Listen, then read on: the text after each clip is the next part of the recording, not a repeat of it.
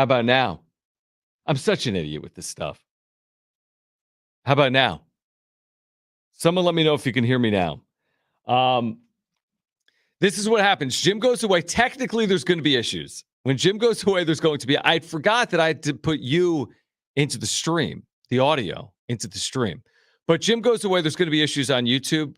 But outside of that, I think we can deal with it. Jim is going to join us coming up at 3:30. You know, the other story here, other than Jim basically almost forcing, himself never to come back to San Diego based on what he put on social media. Remember like a year ago, by the way, he put something like, if the Padres walk off, I'll delete my Twitter account. Well, they walked off the next day, and then people kept asking for like a full year. Like, you said you're going to delete your Twitter account if they walked off. Well, it was like a day later. The other story, Brent, is that for a moment, the Padres, it's like there was no pressure this weekend, and the Padres won 3 consecutive games.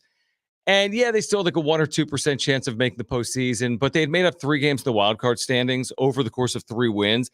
And you start to have this like false hope again. And then they are who we thought they were based on what happened yesterday.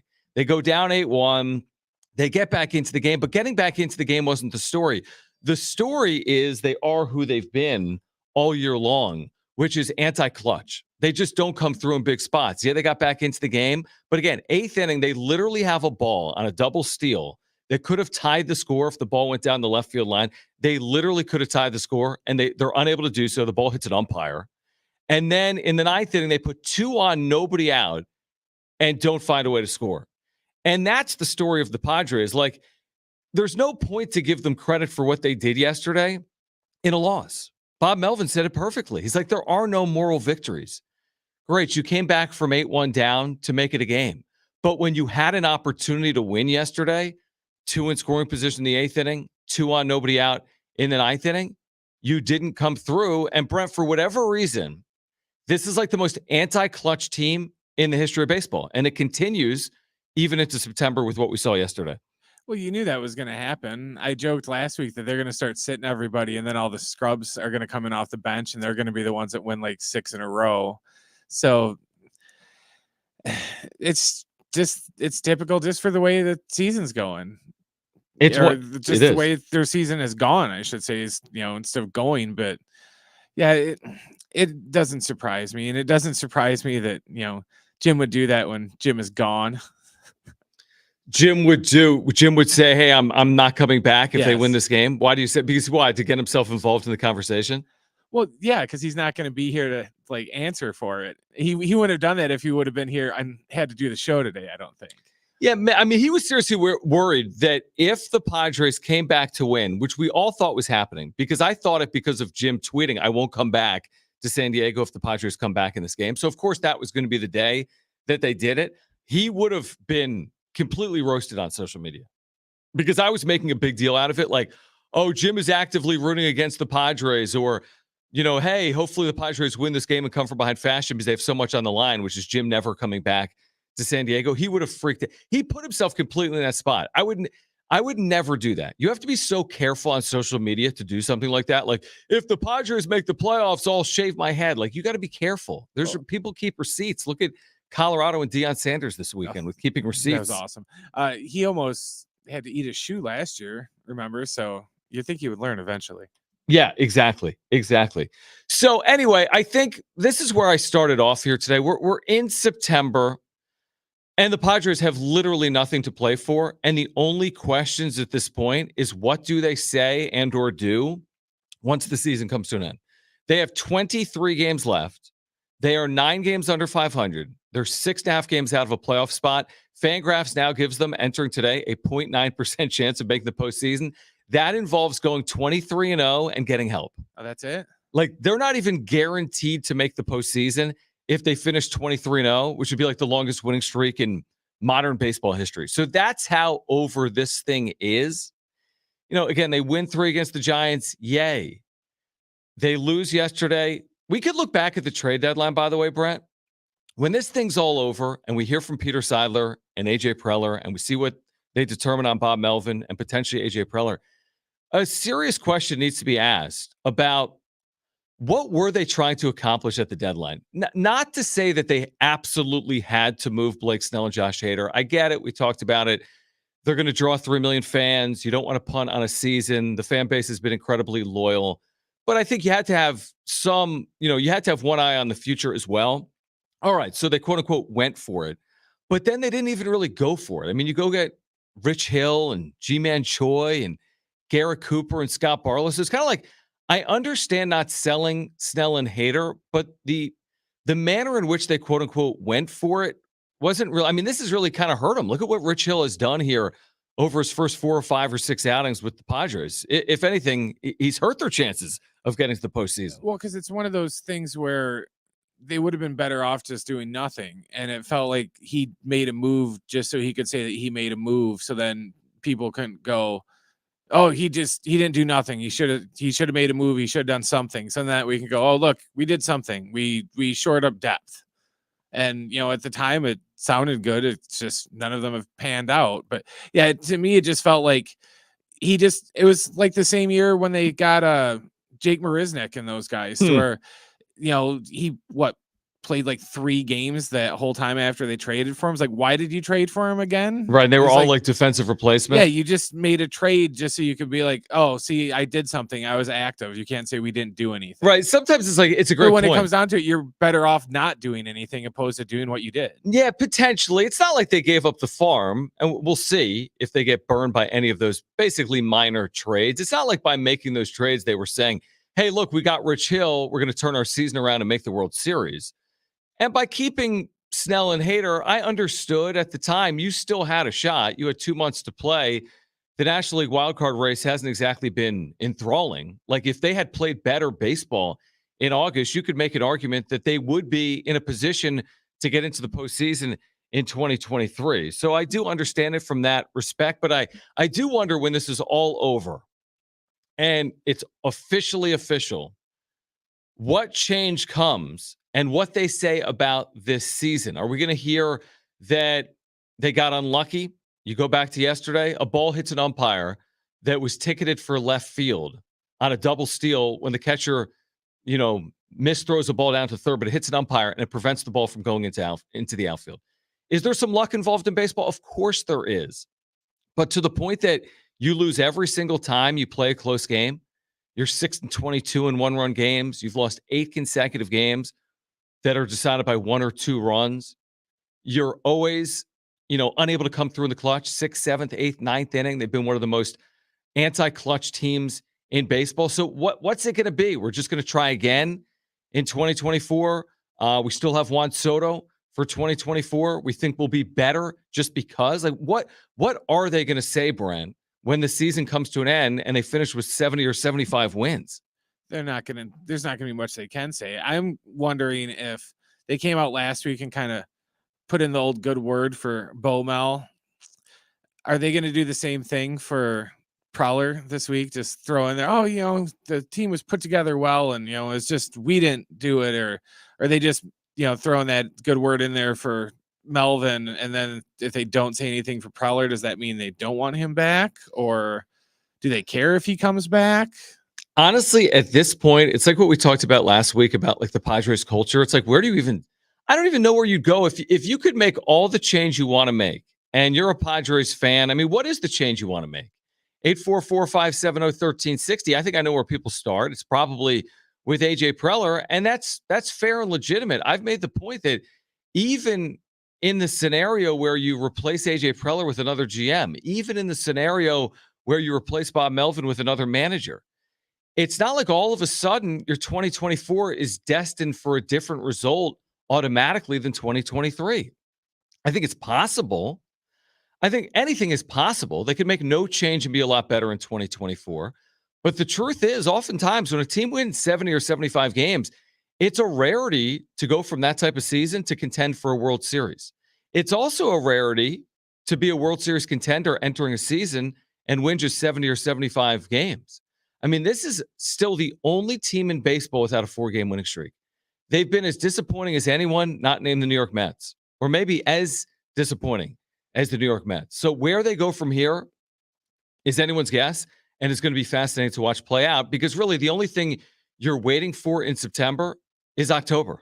And at this point, October is going to be the start of the offseason for the Padres. The other thing we followed this weekend, and Andy Hobron, by the way, with more on the Padres, will join us coming up at 5 p.m. Jim Russell from Philadelphia will join the show at 3:30. San Diego State walk-on running back Martin Blake, who had his first career touchdown in a San Diego State victory over Idaho State. He will join us coming up at 5:30 off the practice field. Again, we have San Diego State UCLA tickets Saturday at Snapdragon Stadium. We'll give those away, so be listening for your chance to win those tickets. And I saw on social media, oh my gosh, how could the Aztecs only beat Idaho State 36-28? They were a huge favorite. They were favored by 30 points. They're going to get blown out by UCLA. They only beat Idaho State by 8 points. They've got no chance against UCLA, right? Everyone saw that. They had 14 penalties. Yeah, they're 2-0, but this team, they just don't have what it's going to take. And while I can't predict what's going to happen on Saturday at Snapdragon Stadium, I also can't say that based on what happened against Idaho State this past Saturday, that's going to dictate what happens this upcoming Saturday. And the reason I say that is because we've seen this script play out before. I go back to a couple of years ago. The opener for the Aztecs in 2021. This is a year that San Diego State goes 12-2 and beats Utah, a team that was in the Rose Bowl. And the Aztecs in the opener that year, does anyone remember this game? They trailed New Mexico State, at the time, one of the worst teams in FBS football. They trailed New Mexico State at the half 10-0 in the opener of the season. At home, game was in LA, but at home, they trailed 10-0. They end up winning the game 28-10. The takeaways afterwards were, wow, San Diego State's got a lot of work to do. This team is knit. They're not going to be able to contend in the Mountain West. They go 12-2. You go back a couple years before that, 2019, the last time San Diego State played UCLA, that was in the Rose Bowl in week 2. Aztecs won it convincingly with their defense, 23-14, in a game that I think Ryan Agnew started and Chiava Tizzino had 1 million tackles in for the Aztecs. You know, the week before San Diego State won at the Rose Bowl, you know the score of the game and who they played? They beat Weber State out of the FCS 6-0. The takeaways that day, San Diego State's got some problems. And it's going to be very tough to be competitive with UCLA the next week. That's what people were saying. The Aztecs the next week beat UCLA. The year before that, Sac State, FCS, home opener. San Diego State trailed 14-13 with 4 minutes to play. I think needed a fourth down conversion on the ultimate scoring drive that put them in the lead in the fourth quarter. They tacked on. They won 28-14, but they trailed 14-13 with 4 minutes to play. The next week, they beat number 23, Arizona State. If you go back further, Aztec fans are going to remember losing at home to an FCS team, Eastern Illinois. Doors were blown off them, 40-19. San Diego State that year went 8-5 and made a bowl game. So, while I don't know what's going to happen Saturday, and while we all can agree it's not going to be easy to take on a UCLA team that right now is receiving votes, I think they're 2 spots out of the AP top 25. Second team outside of the top 25 in terms of receiving votes. They got a 5-star talented quarterback in Dante Moore. They have really talented edge rushers that had outstanding performances last week in their opener against Coastal Carolina. So that's all well and good. And UCLA might win the game or San Diego State might win the game. It could be a blowout one way or the other. I'm just saying that just because we saw San Diego State struggle against Idaho State does not mean that's the team we're going to see for each of the next 10 weeks in the regular season. And I don't know what's going to happen against UCLA. And I think San Diego State is going to have to play a lot better than they did this past week if they're going to beat the Bruins at home. I think we can all agree with that. Brady Hoke essentially said that postgame, said, we got to play better. We got to clean up the penalties. They had 14 penalties in that game on Saturday. They were unbalanced. They ran it, but they weren't having a lot of success through the air, but they ran it for 300 yards. So I'm curious. I'm excited. I'm looking forward to it. I just feel that the premise that they don't have any shot because they only beat Idaho State by 8, I think it's misguided based on what we've seen happen all across college football over the years, and specifically with San Diego State in recent history, where San Diego State has had good seasons, even if they have, quote-unquote, struggled with FCS opponents. All right, Jim's going to join us at 3:30. Let's go back to the phones. I think Dave wants to weigh in on the Padres, potentially the Aztecs. 844-570-1360. 844-570-1360. Dave, you're on with John and Jim, but really just John. And thanks for calling. Yeah, poor Jim. Anyway, seriously, just a couple of things. First of all, belated congratulations on the contract. Thanks, Dave. You guys. Appreciate it, man. well deserved. You guys work hard. Every time I turn around, you're either on the radio or you're on my YouTube late at night, putting me to sleep. That's so right. It's all good. Thank you. It's all good. College football, you never know. You got to play the game. So it is what it is.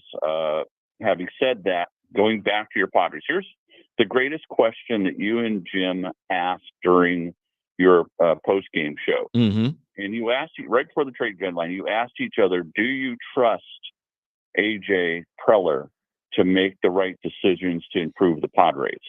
I think that's the big question to ask everybody. Do you trust AJ at this point?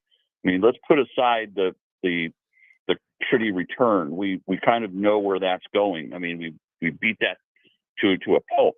But when you look at, do you trust this guy based upon his track record over the years to fix things? What do you say, John? Well, Dave, I appreciate the call. I mean, we've obviously had that conversation. There are reasons not to trust AJ Preller moving forward. There's no question about that. I guess the issue is this. It's kind of a hypothetical or a theoretical because in all likelihood, he's not going anywhere. Because Peter Seidler, every time we hear him speak, which is rarely, he backs his general manager and doubles down to the point where, he was glowing. He spoke glowingly of AJ Preller when he spoke late June, early July. Now it hasn't gotten better. It's only gotten worse since then, but he's under contract through 2026. It doesn't matter if I trust him or not. The owner does. So with all that being said, they got to get this right in 2024. You can't have a repeat of this. Now, if this happens again in 2024, there'll be a different GM in 2025. But at the end of the day, why did this go south? And what can they do about it? And I'm with you. I don't know if AJ Preller can fix it or not. The track record isn't good. I think it's a fair point. We'll get into it with Jim Russell on the other side. He's in Philly. He'll be back in a couple of days. He's taking some time away from his vacation to join us. We'll talk about the Padres, how he nearly jinxed himself yesterday. If the Padres would have won, he said he would never come back to San Diego. So Jim Russell will join us on the other side. We have San Diego State, UCLA tickets to give away. Annie Halpern will join us coming up at 5 p.m. San Diego State walk-on running back Martin Blake at his first career touchdown on Saturday. He'll join us at 5:30. Jim Russell on John and Jim. Don't go anywhere. That's next.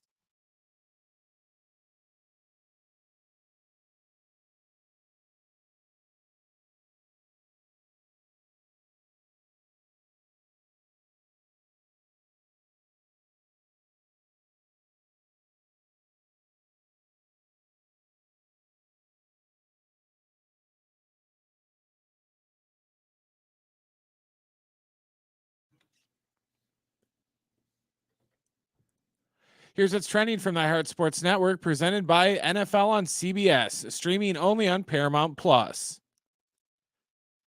Duke and Colorado moved into the Associated Press top 25 coaches poll today after scoring the two biggest upsets of the opening weekend against Clemson and TCU. Florida State jumped to number 4 after its beatdown of LSU. Georgia remained the top spot.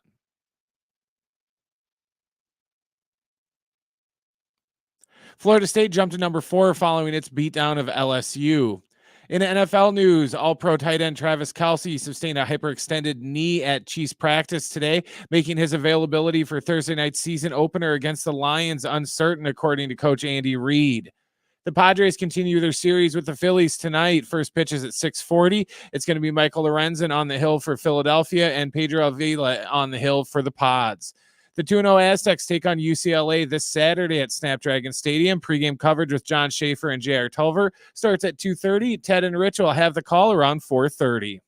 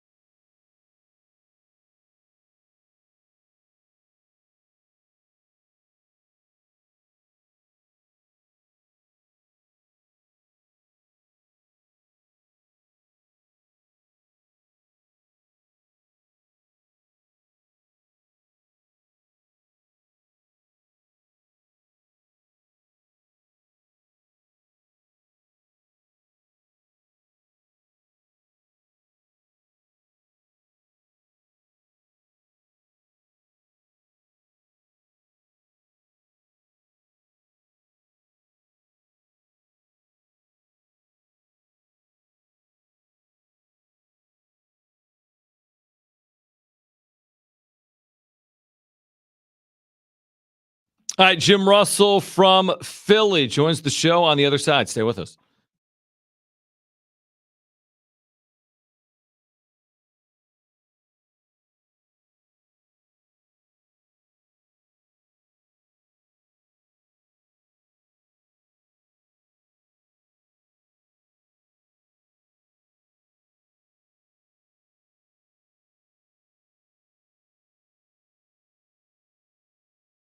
Here's what's trending from the Heart Sports Network, presented by NFL on CBS, streaming only on Paramount Plus. Duke and Colorado moved into the Associated Press top 25 coaches poll today after scoring the two biggest upsets of the opening weekend against Clemson and TCU. Florida State jumped to number 4 following its beatdown of LSU.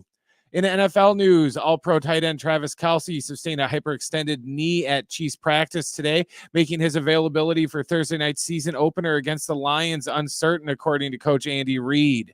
The Padres continue their series with the Phillies tonight. First pitch is at 6:40. It's going to be Michael Lorenzen on the hill for Philadelphia and Pedro Avila on the hill for the Pods. The 2-0 Aztecs take on UCLA this Saturday at Snapdragon Stadium. Pre-game coverage with John Schaefer and J.R. Tulver starts at 2:30. Ted and Rich will have the call around 4:30. The NFL on CBS streams live on Paramount Plus. Touchdown! It all kicks off this Sunday at 4:25 Eastern when the Eagles visit the Patriots. This is incredible! Visit ParamountPlus.com/NFL to start your free trial today.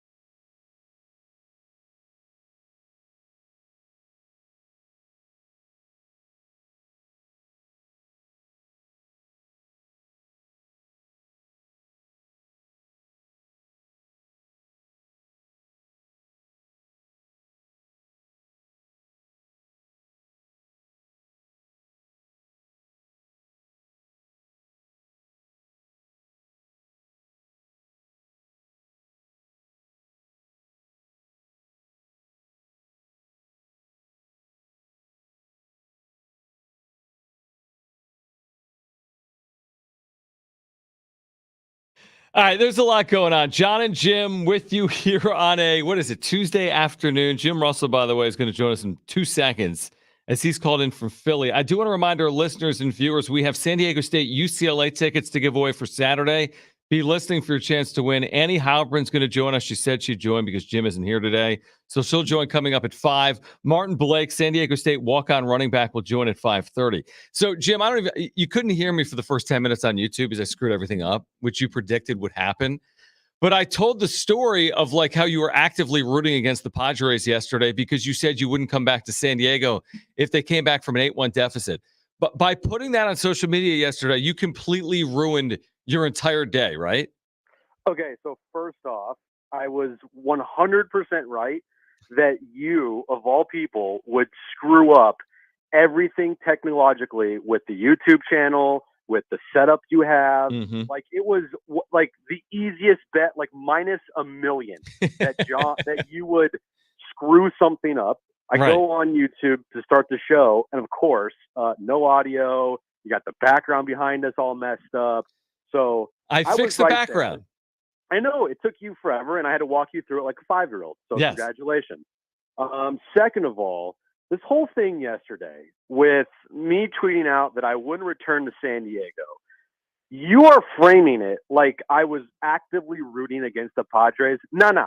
I was not rooting against the Padres. I just know the Padres, and I know this team, and I know how unclutch they are. And I know that no matter what, they were not going to win yesterday after going down 8-1. So was I actively rooting against the Padres? No. I was telling straight truth that this team, being the most unclutch team ever, was not going to win that game. So I didn't matter if I said I would shave my head, I would get a tattoo on my forehead, or I would not come back to San Diego. I knew that team was going to not win that game after Rich Hill, for whatever reason, is still pitching for this team. And 2, going down 8-1, having zero comfort behind victories when they trail late in the games, and they have one walk-off win this entire season, and that was the first weekend of the year. Yeah, I wasn't rooting against the Padres. No, I just knew dude. who this team is. That's fine. Everything you said is accurate. But give me a break. You know you're sweating bullets in the 8th inning, second and third, one out, a base hit away from a tie, or the 9th inning, first and second, nobody out. They're a home run away from winning in walk-off fashion. I'm with you. The Padres are the Padres. Now that we know what happened, it seems basically inevitable that they lost that game, even with a comeback. What would you have done if whomever walked off? I don't even know. Garrett Cooper or whomever walked off yesterday, or if the Padres won that game, how are you going to spin that on social media after saying you'd never come back to San Diego? That's a great question. I don't even have to think about it because it didn't happen. And are you going to double down tonight? Am I going to double down? No, I will not double down tonight because Rich Hill's not pitching, so I will not double down.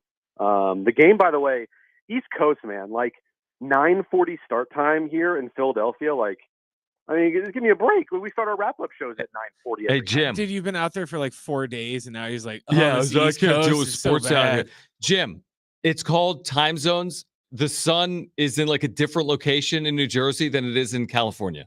Oh, I didn't know that. So because of that, the time is Jim different. fact. And listen, you don't even have to deal with it. You're there for like 4 days. The Niners aren't on. The Warriors aren't on. I The know. Padres played at 3:40 yesterday, just 6:40 your time. I know it was great for the time here. I was happy that it was on at 6:40. But who's pitching tonight? Pedro Avila? Yeah, I don't know. Whatever. Who cares? This team is. It's done. It's completely done. It is the most like. Now, with everything being said, what I said on Twitter, who cared? Whatever. I wasn't going to show up to San Diego. I was going to be there Thursday no matter what. You could have given me crap Thursday as well. It didn't matter. But the fact that in clutch situations this year, and if they won yesterday, it still wouldn't have mattered. I don't care if they would have been 5.5 back. Who cares? They're not making the postseason. But the fact that every moment this year that this team has been in, it feels like every moment where they have had an opportunity to come up with some type of clutch hit, and they've had Manny or Bogarts or Tatis or Soto in that moment, those players have all failed miserably. And I know you can't explain it. I can't explain it, but it tells me that the mindset of these guys is not in the right place, because it doesn't feel like there's any way possible that those 4 players, as good as they are historically, can be such horrific players in clutch moments. I just don't understand it. Now, if you want to go to the bigger picture and talk about like careers, like, do I think Manny Machado's like the most clutch player ever? No, I really don't. Do I think Bogarts has been a clutch player in Boston? I haven't watched him enough in Boston, but I would say he's pretty good. We've seen Soto's history in Tatis. I mean, in the postseason, the fake postseason that one year, he was really good. But like, I just don't understand how they could be so bad in clutch moments this year. And it's not just for a month stretch.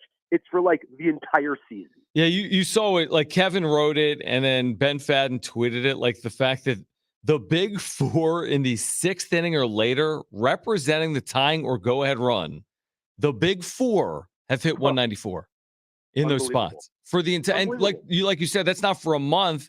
That's not for a week. That's for a year. And that actually goes to the point we've made a lot that you hate. This whole, well, just a bad year. They've been unlucky. I mean, if you replicate this again in 2024, are they going to go hit 194 again in clutch spots? I would think they do better, but I can't guarantee it. Well, it still also goes back to, if you want to blame, the whole season on those 4 players, go right ahead. I will not stop you. But you have Rich Hill pitching for you. You went and traded for one of the worst pitchers in baseball. Does anybody remember that they also traded for Ji-Man Choi? Like, where is he? I know he's starting in the minors on a rehab assignment. Like, why? Bro, there's no point. Just like, why are you even going to do a rehab assignment? It doesn't matter anymore. This whole season has been a joke. And this September, like, there's still a full month left of games, of pointless, meaningless games. It's just so frustrating to watch. And I mean, it's just a downer. It's just a huge downer. It sucks. Well, you were the big winner again with the Padres not coming back yesterday. You can return to San Diego. Now, I was coming back no matter what. Yeah, I don't know. Not what you put on social media. Okay, so what has been the highlight here of the trip? Jim goes east. He's never basically left California other than like one other time with Aaron.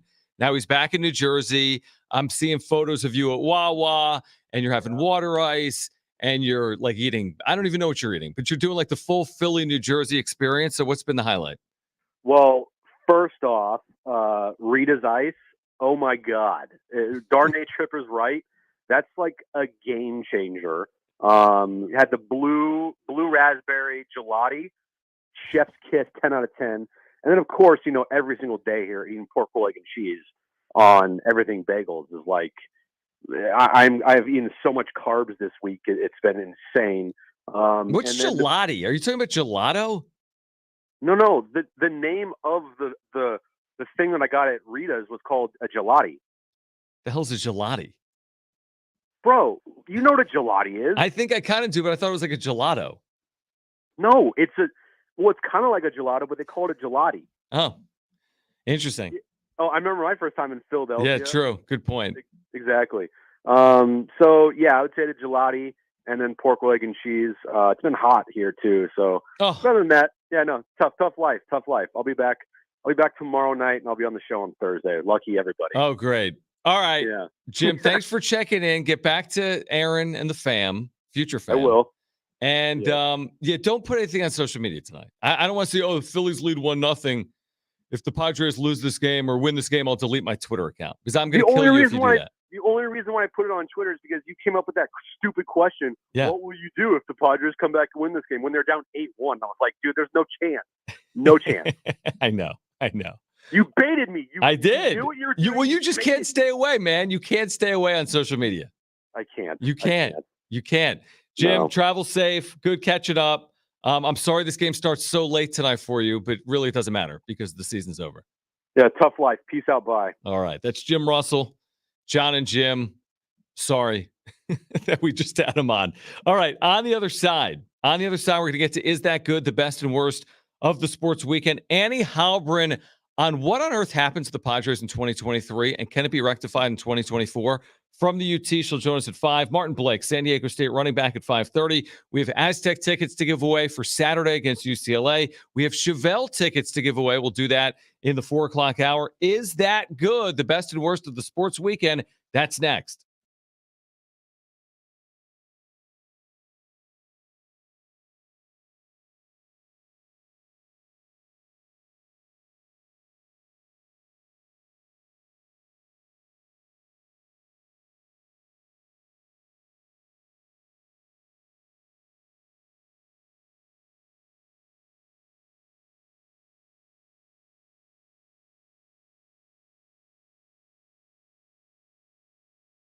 Hey guys, it's Schaefer, and I've been telling you about Windmill Farms. I was over there this weekend with my family, picking up sandwiches, getting ready for a big football weekend. It's an amazing spot. Windmill Farms, the college area's natural grocer. They've got you covered for all your game day needs, including this weekend. They've got organic farm fresh produce and meats, an amazing craft beer selection. You need to see it. It's a spectacular craft beer selection. And they've got a full deli with award-winning sandwiches. You can take that from us. They've got amazing sandwiches over at Windmill Farms. They're centrally located here in San Diego off Del Cerro Boulevard, across the freeway from Montezuma Mesa. Windmill Farms is your family-owned market serving the San Diego area for 20 years. So again, as you get ready for football this weekend, NFL kicking off this weekend, of course, college football right here in San Diego as well, make sure to get to Windmill Farms. You can visit windmillfarms.com to see their weekly specials, whatever it is, their produce and meats, their beers, their craft beer, their deli, whatever it is. Visit windmillfarms.com to see their weekly specials. Shop local, shop at Windmill Farms.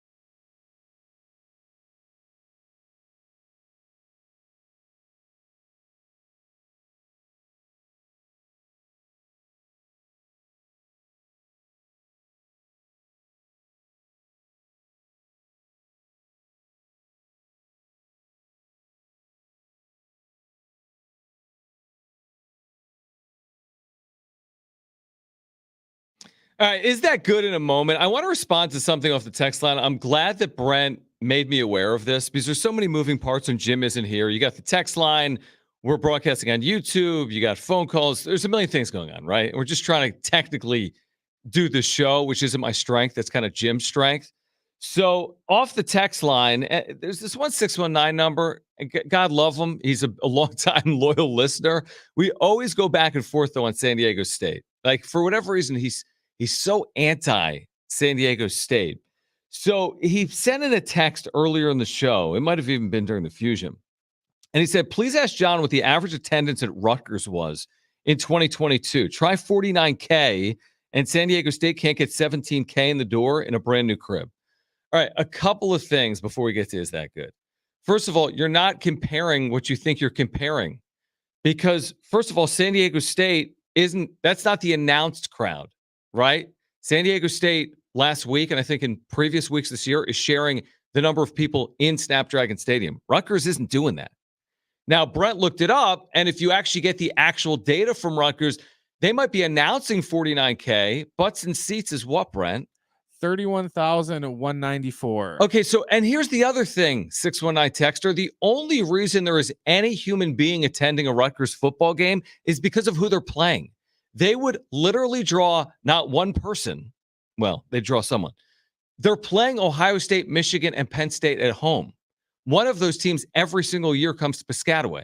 San Diego State is not hosting Penn State or Ohio State at any point at Snapdragon Stadium. So I don't know what, are you trying to make the point that Rutgers has a more avid fan base than San Diego State? It's not working. I also found a site that had the average attendance for like the past 5 years, and San Diego State's average attendance for the past 5 years was 29,729. Rutgers average attendance in that same time period only 39,413. So it's the same thing within 10,000. And here's the thing: the only reason Rutgers draws is because of who they play. You'd rather be Rutgers, texter? You think Rutgers is in a better position athletically and with football going 2-12 every single year? Is that what you prefer? Be a bottom feeder in the Big Ten, drawing 30,000 Penn State fans? Or San Diego State, where they've built a new stadium, they've won 10-plus games 5 times since 2015. It's different. Power 5, Group of 5. Great. Rutgers is in the Power 5. San Diego State isn't. I don't understand the point you're trying to make other than that. All right, let's get to this.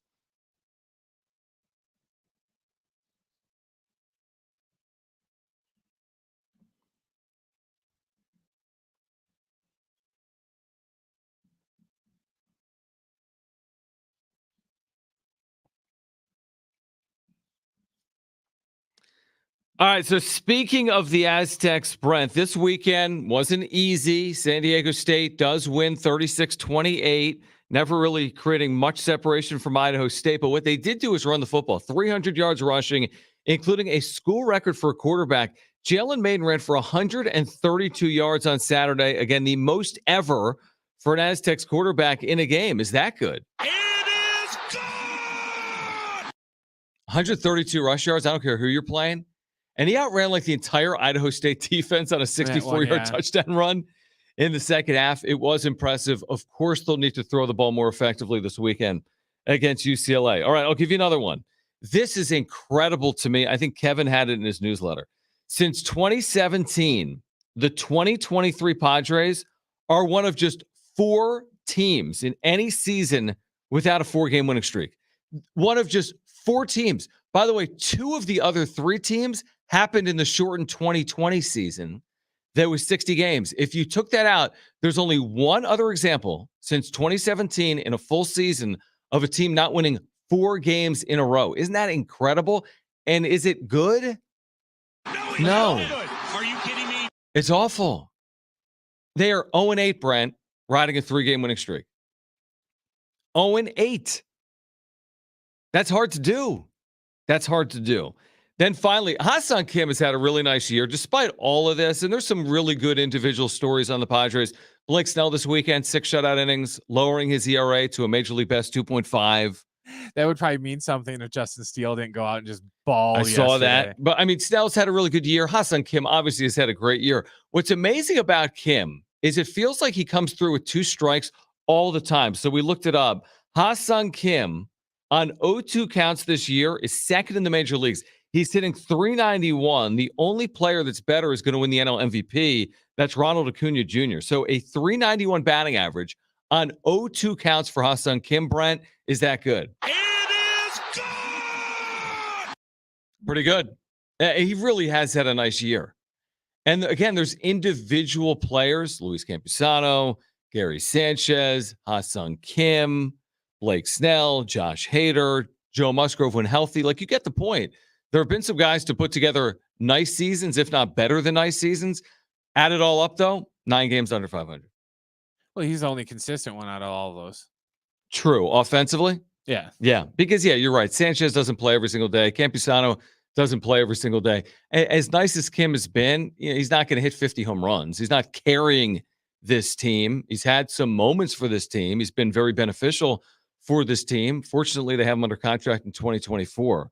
But for whatever reason, and we're going to talk about it more coming up at 5 p.m. with Andy Homburn, for whatever reason, this team right now is destined to miss the postseason in 2023 as they are 9 games under 500. Here's what we're going to do in the 4 o'clock hour. We will give away tickets. We have San Diego State, UCLA tickets for Saturday to give away. We'll do that between now and 6 p.m. Next hour, in the 4 o'clock hour, we have a pair of tickets to see Chevelle. That's at the Cal Coast Credit Union Amphitheater October 2nd. Buy tickets now, Ticketmaster.com, or keep listening for your chance to win. Annie Halbrin will join us at 5. San Diego State walk-on running back Martin Blake with his first career touchdown Saturday. He'll join us coming up at 5:30. Coming up next, we'll get to the wrap. Also, Juan Soto's future. Will it be in San Diego beyond 2024? We'll get to that in the 4 o'clock hour. Hour 2, John and Jim. It comes your way next.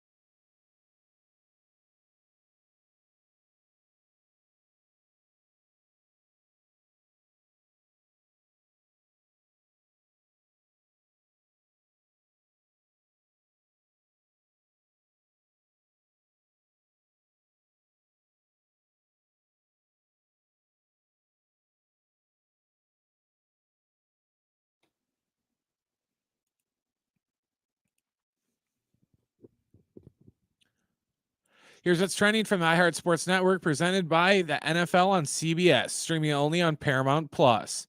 Duke and Colorado moved into the Associated Press top 25 poll today after scoring the 2 biggest upsets of the weekend over Clemson and TCU. Florida State also jumped to the number 4 spot after its beatdown of LSU over the weekend.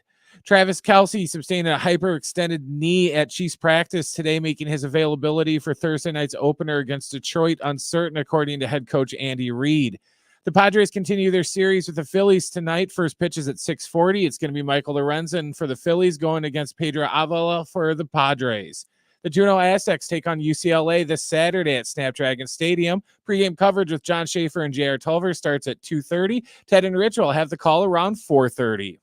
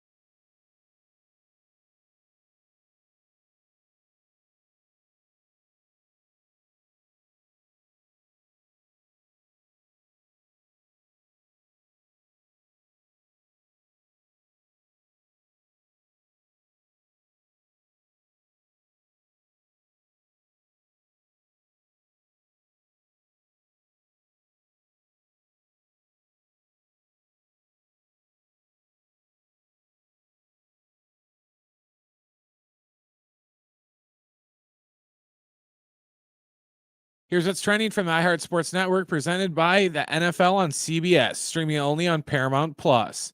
Duke and Colorado moved into the Associated Press top 25 poll today after scoring the two biggest upsets of the weekend over Clemson and TCU. Florida State also jumped to the number 4 spot after its beatdown of LSU over the weekend. Travis Kelce sustained a hyperextended knee at Chiefs practice today, making his availability for Thursday night's opener against Detroit uncertain, according to head coach Andy Reid.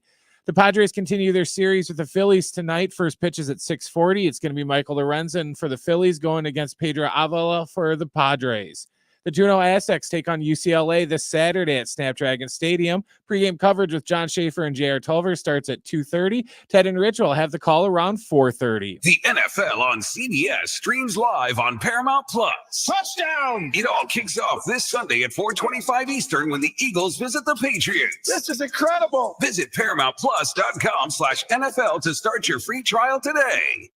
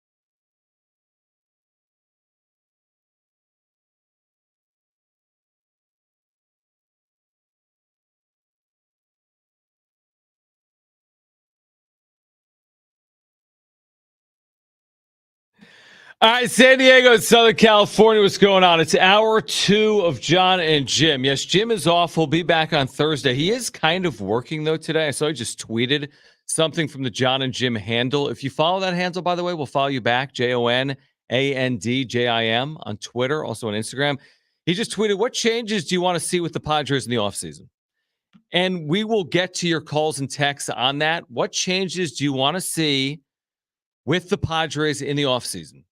Whether it's with the 26-man roster, whether it's with the front office, coaching staff, what changes do you want to see from the Padres in the offseason? 844-570-1360, 70470. You can start your message with team. Again, 844-570-1360 or 70470. You can start your message with team. Annie Halbrin will join us coming up at 5 p.m. Does a great job covering the Padres for the Union Tribune, so she'll join us at 5. Martin Blake, San Diego State walk-on running back, at his first career touchdown on Saturday over Idaho State. He'll join us at 5:30. We have San Diego State, UCLA tickets to give away. We'll do that between now and 6 p.m. Texter, I'm not getting into it. I don't care what Rutgers announced home attendance we was. just explained to you that those numbers were wrong. What you not get? Their actual attendance is only around 30,000, not 51. And by the way, it's a dumb argument. Who cares who's got the largest attendance or stadium size? Guess what? That means nothing. I mean, Autzen Stadium in Oregon isn't big. Does that matter? Who cares? So Oregon draws less than Michigan. Does that mean they're not as good as Michigan? Like, what you not get? It doesn't. I don't care. Why are we making some argument for? Oh, look, Rutgers football is so much better than San Diego State because they draw more fans. That's the stupidest thing I've ever heard. No one cares. It's a dumb argument. Move on. In regard to changes we want to see with the Padres in the offseason, it's not easy. There's not one change you want to see. We'll get to the wrap, by the way, coming up in a moment. That's the issue here. It's what we've been speaking to for the last couple of weeks. It's what we spoke to even at the trade deadline. It's not like you just trade Blake Snell and Josh Hader and all of a sudden you're great for 2024. It's not like you sign Shohei Ohtani, it would be nice, and all of a sudden you're the best team in baseball in 2024. It's not like you just move Juan Soto and you've put yourself in a position to win in 2024 or 2025. It's not like, hey, just change the GM and we'll be great, or change the manager and everything's going to be perfect.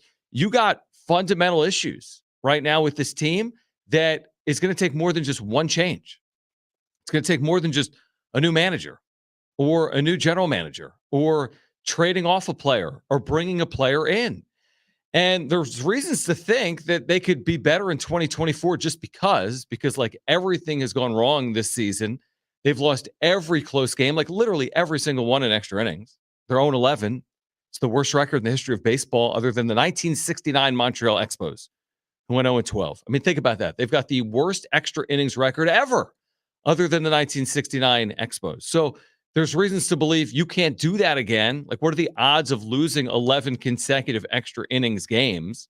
Like, what are the odds of losing a coin flip 11 consecutive times? Not good, right? 1 in thousands, maybe beyond that. 1 in 10,000, something like that. So maybe you just get, quote unquote, luckier in 2024. But what kind of strategy is that? Is that the strategy? Hey, Preller's back for year 10. Everyone else is back. Let's stay healthy and let's win close games. After going 6-22 in one-run games this year and going winless in their last 8 games, decided by 1 or 2 runs, I don't know what the strategy is. And that's why I ask, what change do you want to see in the offseason? And is it simple or not? Are they one simple change away from once again being relevant in the National League? Or is it a lot more than that? When you look at what happened in 2019, collapse. 2021, collapse. 2023, I don't even think you can call it a collapse because they were never really good. And this is the team they've basically been over the last 3 or 4 months, which is they haven't been over 500 since May 10th. And they're likely going to finish this season under 500 because they're 9 games under right now with 23 games to play. So a lot of questions, not a ton of answers. We would love to hear from you. 844-570-1360 or 70470. You can start your message with team. We'll look into Juan Soto's future coming up at 4:30, by the way. An interesting back and forth on social media over the weekend. We'll get into that coming up at 4:30. Right now, Brent, if you wouldn't mind, let's get to this. Oh, there we go.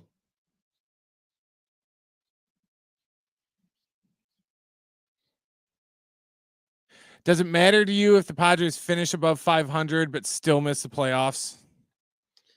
No, I think it's cut and dry. I think you either made the postseason and can say that you had, you made something of your season, even though this has been crazy.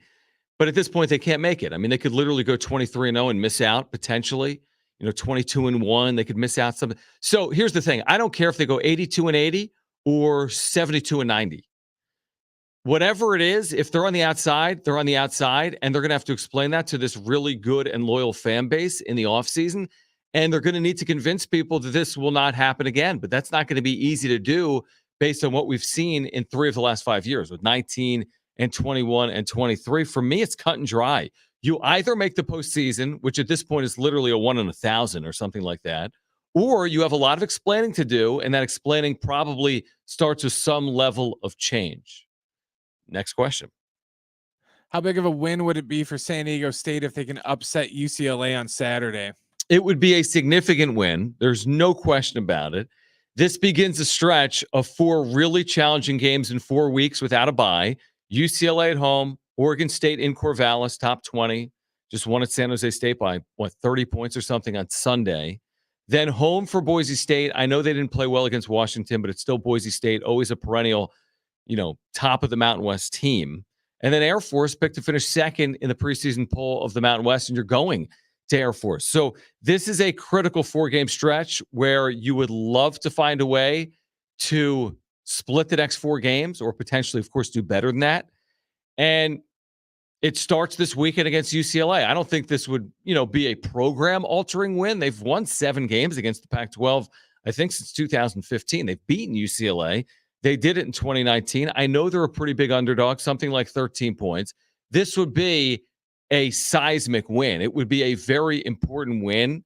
But the grander point is this. You got to find a way over the next 4 games to win a couple of these games, whether it's UCLA at home, Boise State at home, Air Force on the road, Oregon State on the road, of course, isn't going to be easy, but huge opportunity. UCLA here for the first time since 2005. I just look at it as a huge opportunity for San Diego State on Saturday.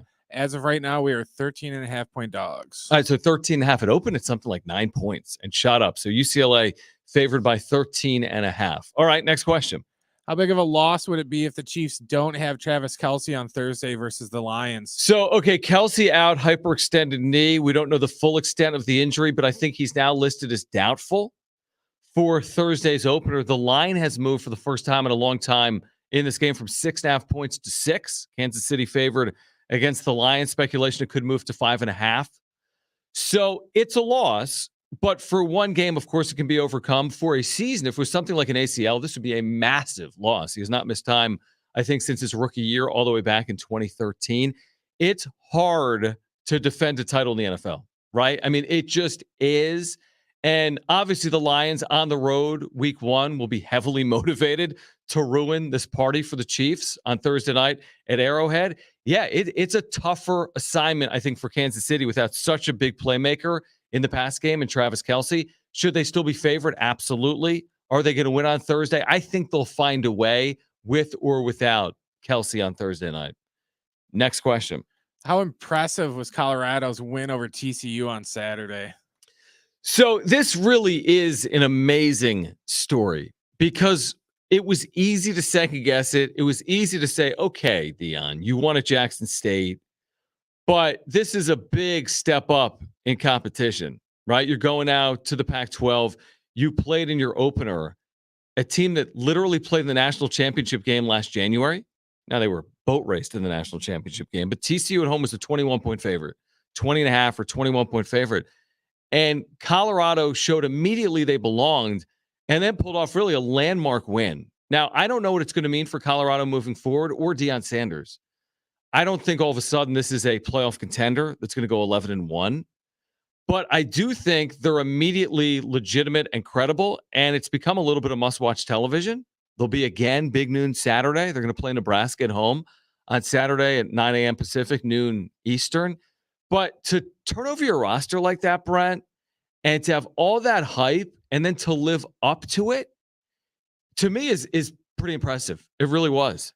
For me, I remember I checked the scoreboard once and they were up by like 3. I'm like, oh, they're up. And I just kept waiting for them to just to fade away. And eventually when I checked the score, oh, okay, now they're down by 14. And, now it's the roster is starting to show, and it just never happened. And it never happened. And never happened.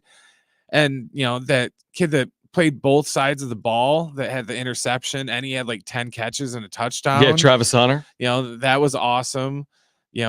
Any microphone that got put in Deion's face post game was awesome. His right initial post game on field interview was great. His presser was great when he kept yelling at that one reporter about how, oh, do you believe now? Do you believe now? You didn't believe, did you? Right. Do you believe now? You believe now, don't you? So I thought that was great. Yeah, I loved it. I'm full on board Coach Prime now. Yeah, there's something. Listen, I don't think it's this. I don't even know if this is the right usage of the word. I don't know if it's a panacea for Colorado. I don't know if everything's fixed and all of a sudden they've become a fixture or a power. But I do think, at least for the short term with Deion, they're going to be really interesting and they're going to be very relevant.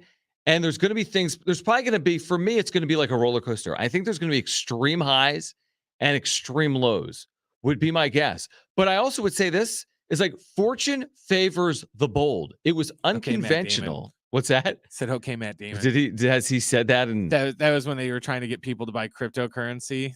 That was okay, that maybe was his not big, then. that was his big slogan. But The fortune favors the bold. it does. It's like you can either go about it the status quo, which is what Colorado did for 3 decades, and they had no level of success, or you can do something unconventionally. What's the saying? Like staying the same is falling behind. It's different. And for some people, it's going to rub them the wrong way. And it's easy to have non-believers when it comes to like all this flash and sizzle like Deion Sanders. And again, he won at Jackson State, but Jackson State is not FBS football at the Power 5 level. That's what I'm wondering. If out of all of this Coach Prime stuff, are we going to start seeing more teams try to get more transfers from more historic Black colleges now that we see Deion pretty much just brought half of his team to Colorado? And, these are guys that, doing air quotes, they weren't good enough to get scholarships at all these Division I schools. That's why they ended up at the HBCs. And, they just, beat the runner up in the national championship game. I think it's an interesting point because I think it proves a couple of things. It's like when given opportunities, regardless of level, players can still take advantage of them. There's this idea that FCS players, right, aren't as good as FBS players. But is that necessarily the case? I mean, I think a lot of players went to Jackson State to play for Deion Sanders, and they would have followed him anywhere, like Travis Hunter, who was this huge recruit that had been recruited by Florida State and basically flipped to go to Jackson State and followed Deion to Colorado. So you have that. But here's the other thing. It's not just the players that transfer from Jackson State. It's the transfers in general. There was this idea that you just can't do it. It's football. You can't have 60 or 70 new players wherever they're coming from. High major, low major, HBCU, FCS, wherever they're coming from. And you can't do it and compete and win at a high level. But I don't know if that's the case or not, based on what I saw this past weekend. Colorado looked like they belong. Now, again, I don't know if they're going to follow it up with a dud this weekend at home against Nebraska. I don't know if they're going to beat Nebraska big. And then they're playing in the Pac-12 at this great first week, and it's not going to be easy with their schedule, but they won 1 game last year. So no matter what happens from here on out, like you beat TCU. This has been a success already. Yeah, this has automatically been a success. I could see them beating Nebraska. Nebraska sucks. They're not, they're a shell of what they used to be even 10 years ago. So I could see them beating Nebraska. And then like the difference here is the Colorado story. When you transition it to the NFL, like what we're going to see Thursday night, you got Chiefs defending champs, multiple titles now for Patrick Mahomes. If this upstart Lions team, if it's just different in the NFL, like, yeah, you can doubt teams, but the truth is with the parity in the NFL, teams pop up all the time. Like Colorado's been bad for 30 years. In the NFL, who's been bad for 30 years? Browns.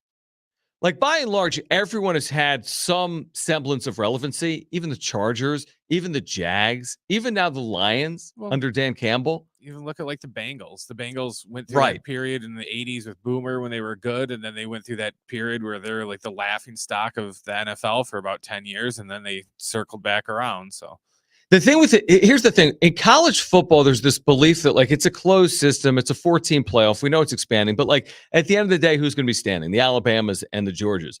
In the NFL, we like to think, this is kind of interesting actually. NFL, we like to think that like, hey, 30 of these 32 teams this year could make the playoffs. Maybe that's too high, but 25 of the 32 teams could make the postseason. And then in a, win or go home type tournament, anyone can win the Super Bowl. But truthfully, I mean, who's going to be left standing at the end of the year? Kansas City is far and away above 25 of these teams. Far and away. Even if they have an injury to Travis Kelce, then you look at like the NFC. Everyone's already forecasting, hey, it's the Eagles to lose, or hey, the Niners, if they get good quarterback play, are going to be in that position. It's like we like to say that college football, well, there's only 2 or 3 or 4 teams that have a chance of winning it all. I start the year in the NFL. I don't know if it's open to 10 or 15 teams, or if it's going to be the same 2 or 3 teams again this year because Kansas City has been so dominant. I don't know. I mean, you got the Buffaloes. The AFC is very good. We'll see if, Baltimore can take a step forward. A team like the Chargers can take a step forward. But at the end of the day, look at Kansas City over the last half decade, and they're playing in a lot of championship games, either AFC championship or Super Bowls. Yeah, usually, though, when one of those teams moves up, another team will kind of slide down. So it's just a matter of, I think Green Bay is going to kind of slide down this year. So then that's going to give teams like Detroit, maybe, finally Minnesota to, jump up and maybe take that spot. And we'll wait and see. The Bengals weren't supposed to be as good as they were. And, remember Burrow was supposed to be like a 2 to 3 year, wait and see project before we actually, saw what we're going to get out of him. And he came out and did it right away. So I'm interested to see who this year, all the media's, sexy underdog pick for this season's Detroit. But like I said, that's just because no Aaron Rodgers there in the division anymore. So the division's wide open for most of the teams in there. So yeah, it's interesting because, you look at a Cincinnati, to your point, and like if the Bengals can get good, then any team in the NFL is capable of getting good. Yeah. I mean, the Bengals, to your point, 20-year laughingstock, fans with brown paper bags over their heads. So, like, if the Bengals can do that, if the Lions can be on Thursday Night Football to open a season, like, basically anything is possible in the NFL. Now, you bring that to Southern California with a team like the Chargers, and I don't know. It's interesting. Like, when you bring it back to, like, Los Angeles with the Chargers, some people are commenting in the chat about it.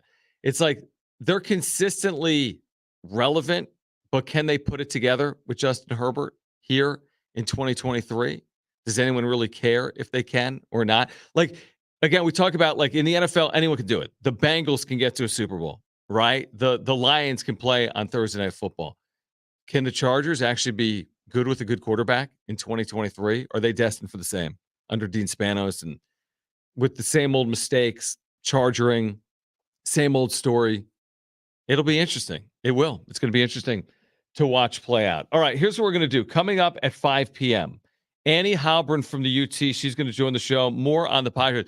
How do we make sense of what's gone wrong for the Padres in 2023? Also, if you're making a change for the Padres in 2023, what change are you making? 844-570-1360 or 70470. Start your message with team. Martin Blake is an incredible story. He played at the same high school as Donnell Pumphrey. He walked on at San Diego State. He's a redshirt sophomore. He had his first career touchdown this past week against Idaho State. He'll join us coming up at 5:30, right off the practice field. Still to come, some interesting back and forth on social media this weekend I want to get into related to Juan Soto's future. Is Juan Soto destined to be a Padre beyond 2024 or not? Also, here's what we're going to do. We're going to give away the San Diego State UCLA tickets this hour. So we have 2 tickets for Saturday at Snapdragon Stadium. Huge game, of course, for the Aztecs, trying to get to 3-0. We have 2 tickets to give away. We'll give them away this hour. We're not doing Trainwreck Radio. Jim isn't here. But this hour, we've got San Diego State UCLA tickets to give away. Tickets are available, by the way, at goaztecs.com. Should be a really good crowd. Should be a good atmosphere and a good game between San Diego State and UCLA with the Bruins in San Diego for the first time since 2005. But again, on the other side, the latest on Juan Soto's future. Will he be in San Diego in 2024? And even if he is, will he be here long-term or not? Plus, we'll give away those San Diego State UCLA tickets for Saturday at Snapdragon Stadium. Tickets are available at goaztecs.com. Annie Halbrin at 5 p.m. Stay with us on John and Jim.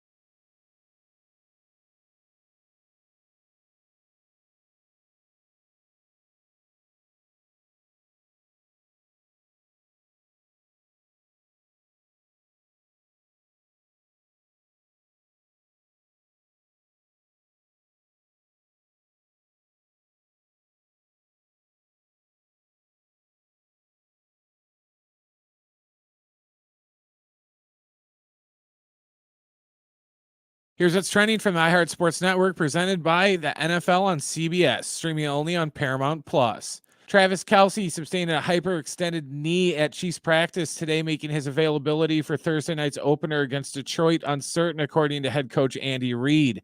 The Padres continue their series with the Phillies tonight. First pitch is at 6:40. It's going to be Michael Lorenzen for the Phillies going against Pedro Avila for the Padres. The Juneau Aztecs take on UCLA this Saturday at Snapdragon Stadium. Pre-game coverage with John Schaefer and J.R. Tolver starts at 2:30. Ted and Rich will have the call around 4:30. The NFL on CBS streams live on Paramount Plus. Touchdown! It all kicks off this Sunday at 4:25 Eastern when the Eagles visit the Patriots. This is incredible. Visit ParamountPlus.com/NFL to start your free trial today.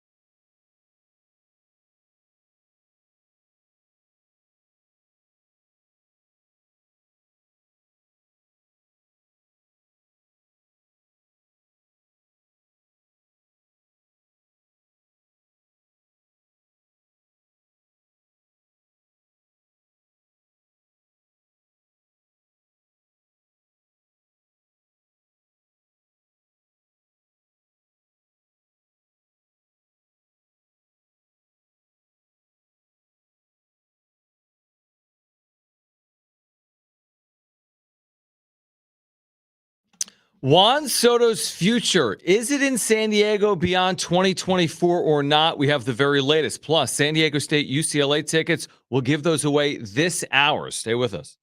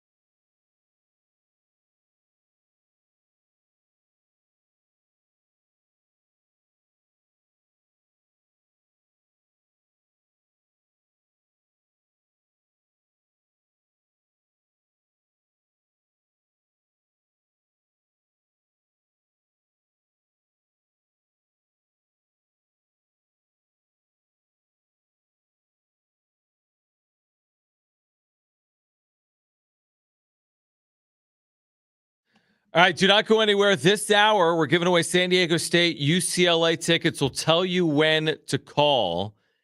We'll tell you when to call for San Diego State UCLA tickets. Tickets are available at GoAztecs.com. This is Saturday, late afternoon.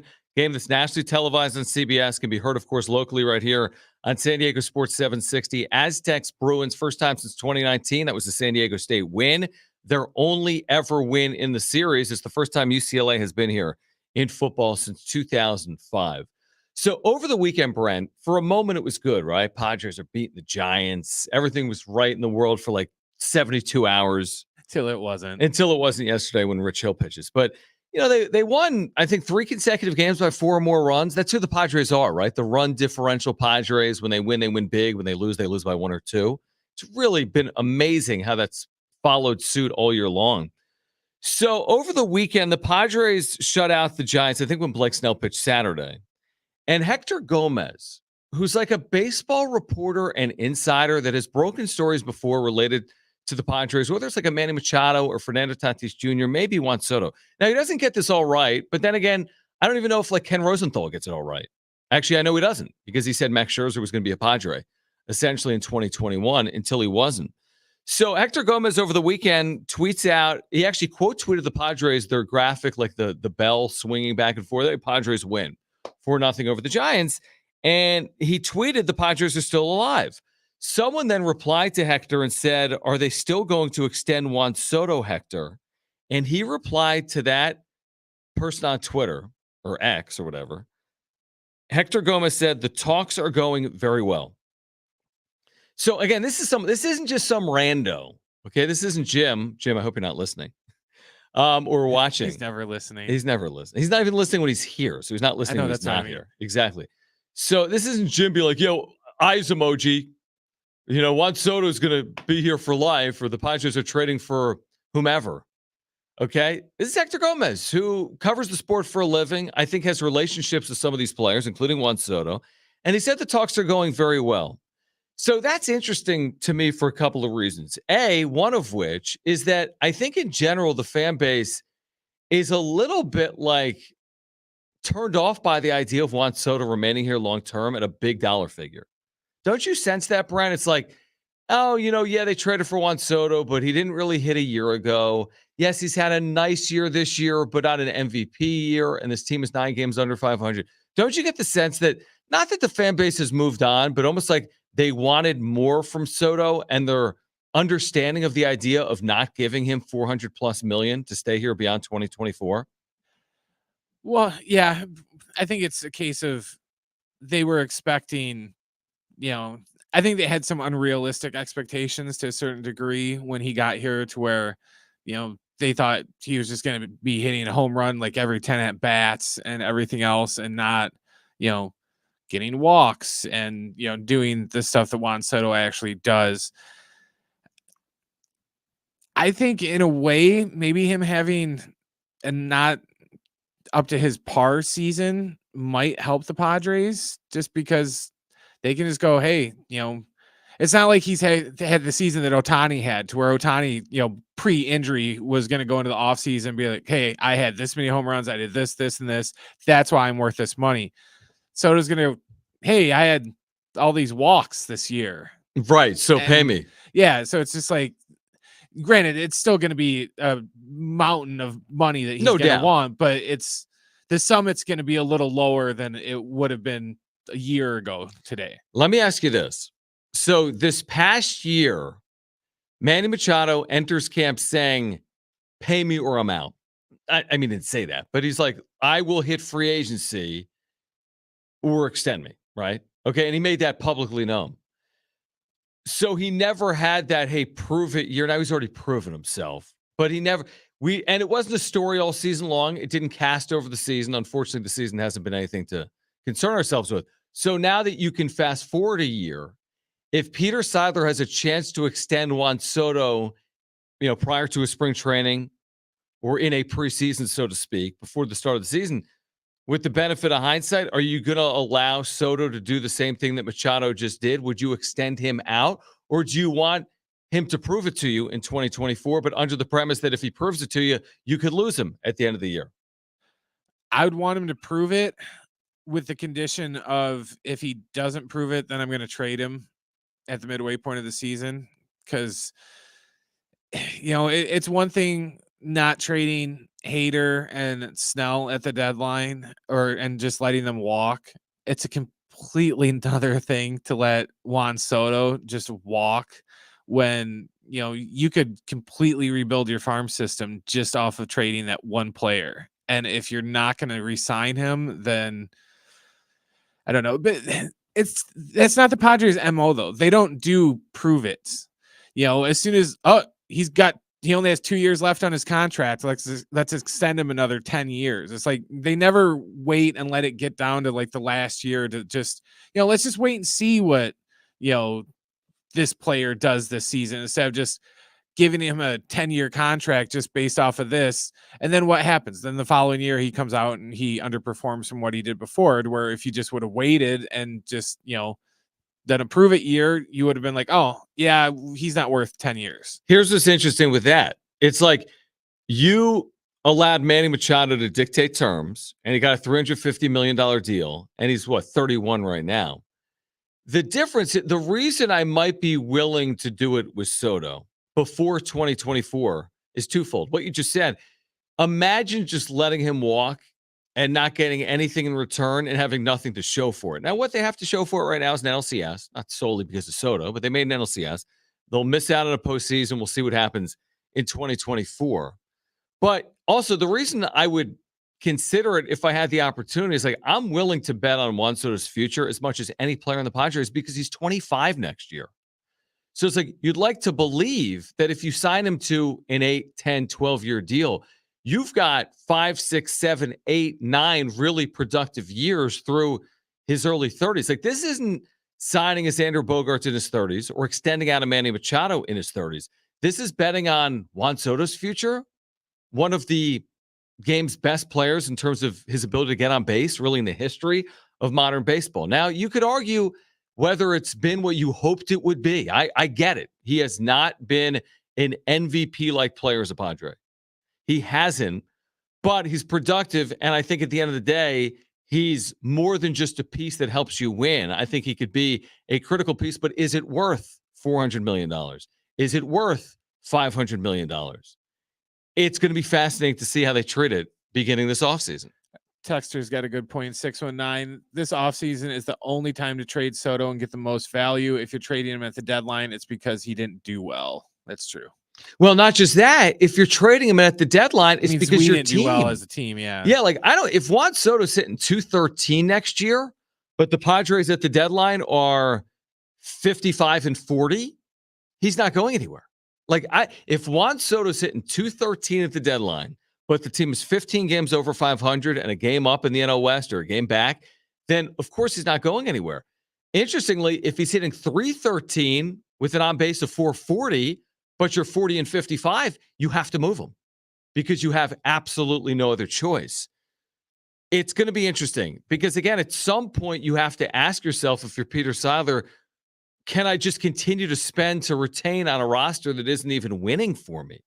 Can he just continue to spend? Can he go to Blake Snell this offseason and say, yes, 5 years, 150? I'm making it up. Juan Soto, I'll extend you out 10 years, 375, right? Or 11 years, 400. At what point does the money run out? Or at what point does spending on these big ticket items prevent you from rounding out a roster? And you could argue that that moment has already presented itself because they've got all this money tied up in a core of like 6 or 8 players, and the rest of the roster has let this team down. And by the way, so is the core. I'm not just saying, hey, it's the 20 players that aren't the core that has let this team down. Darvish has had an ineffective year, right? The big four has underperformed, especially in clutch spots. So everyone is accountable for it this year. But I just wonder, like, can you keep going to the well? Can you keep spending on what you have? And at what expense on finishing off your roster if you have $200 million tied up each and every year in 8 or 10 players? That's my question moving forward for Peter Seidler. And does the spending go up off a season like this? Can you possibly spend more off a season like this? Or does the spending go down off a season like this? That's also something to keep an eye on. All right. It has to go down. Yeah, it's not going up. You wouldn't think. On the other side, let's do this. Let's give away San Diego State UCLA tickets. We'll do that on the other side. This is for Saturday. Don't go anywhere. San Diego State UCLA tickets. We'll give them away coming up next between now and 5 p.m. Annie Halpern from the UT. How does she make sense of this Padres season? Then Martin Blake, San Diego State running back. He's going to join us at 5:30. Former walk-on, coming off his first career touchdown against Idaho State this past weekend. Played high school football in the same high school as DJ Pumphrey in Las Vegas. He will join us coming up at 5:30. We have Brent's back page without Jim here today as well. We'll give away those San Diego State tickets up next.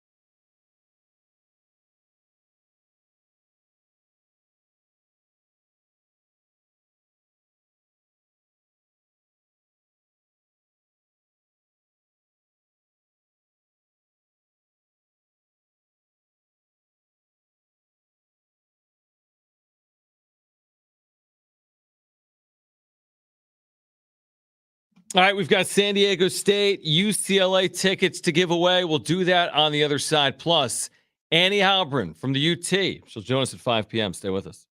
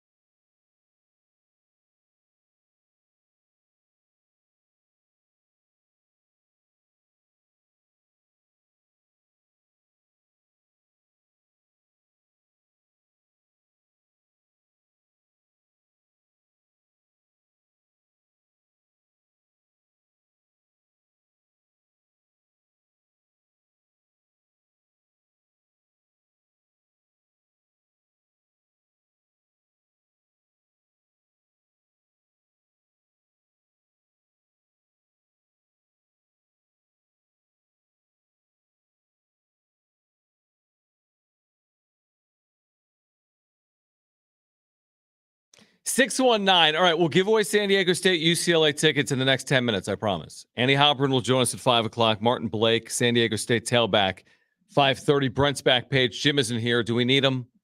70470. Start your message with team. I think technically speaking, we may need him, like technologically speaking, to make the show work. But other than that, I could argue either way. I thought we could do a poll, but that would just be mean. I'd be so mean. We can't do that. No, Yeah. we're just kidding. We're excited for Jim to come back Thursday, right, Brent? Okay, 619. I love this text. Bro, you guys are way off. This Any is what text that starts with bro. I love it. So then he writes this: get rid of the cancers. Tatis and Melvin. Okay, so that's the combination that's gone wrong, right? Tatis and Melvin. Interesting. People want Tatis out. Keep Soto. Tatis needs PDs. He'll get caught again, and the Padres are screwed. We're way off. This is your take. Your take is that the issues are Fernando Tatis Jr. and Bob Melvin. That's the combination that needs to go, and keep Soto. By the way, how are we off? We weren't arguing to get rid of Juan Soto at all. I just made the argument that if you're going to bet on someone, you could bet on the 25-year-old player. Listen, $400 million is $400 million. What do you mean get rid of Tatis? He has a full no-trade clause. Is in the midst of, is it year 3 of the 14-year deal? Because he had the suspension year. This is year 3. There are 11 remaining years. He has a no-trade clause. You want to get rid of him off a PED suspension and off his worst year in the big leagues. That's your grand idea? That's the concept? Move Tatis, his sub-800 OPS, less than a year removed from PEDs, coming off 2 major surgeries, move him now. That fixes the Padres. That's an awful idea. That's an awful idea. I think there's a much better chance of Fernando Tatis Jr. bouncing back than not. Look at Ronald Acuna Jr.'s year last year. Off injury. Pedestrian. Certainly by his standards. Look at his 2023. Superhero-like. And I'm not saying that Tatis follows the exact trajectory, but to say that Tatis is who Tatis is in 2023 probably isn't reasonable or fair. And that's not to excuse the PED suspension. The dude missed a year. Some of that's on him. Maybe all of that is on him. He's been healthy to his credit here in 2023, and there have been highs and lows. But getting rid of Tatis at his low point, getting rid of Bob Melvin, and by the way, I understand the criticism of Bob Melvin. I'm just saying getting rid of Bob Melvin doesn't all of a sudden change the trajectory of the franchise in 2024. But we're not way off base because we think that Juan Soto, we said the same thing on Soto, but to think that Fernando Tatis Jr. shouldn't go or isn't going anywhere, like, come on, like, read the room. Fernando Tatis Jr. has a no-trade clause, and why would you move him off this year?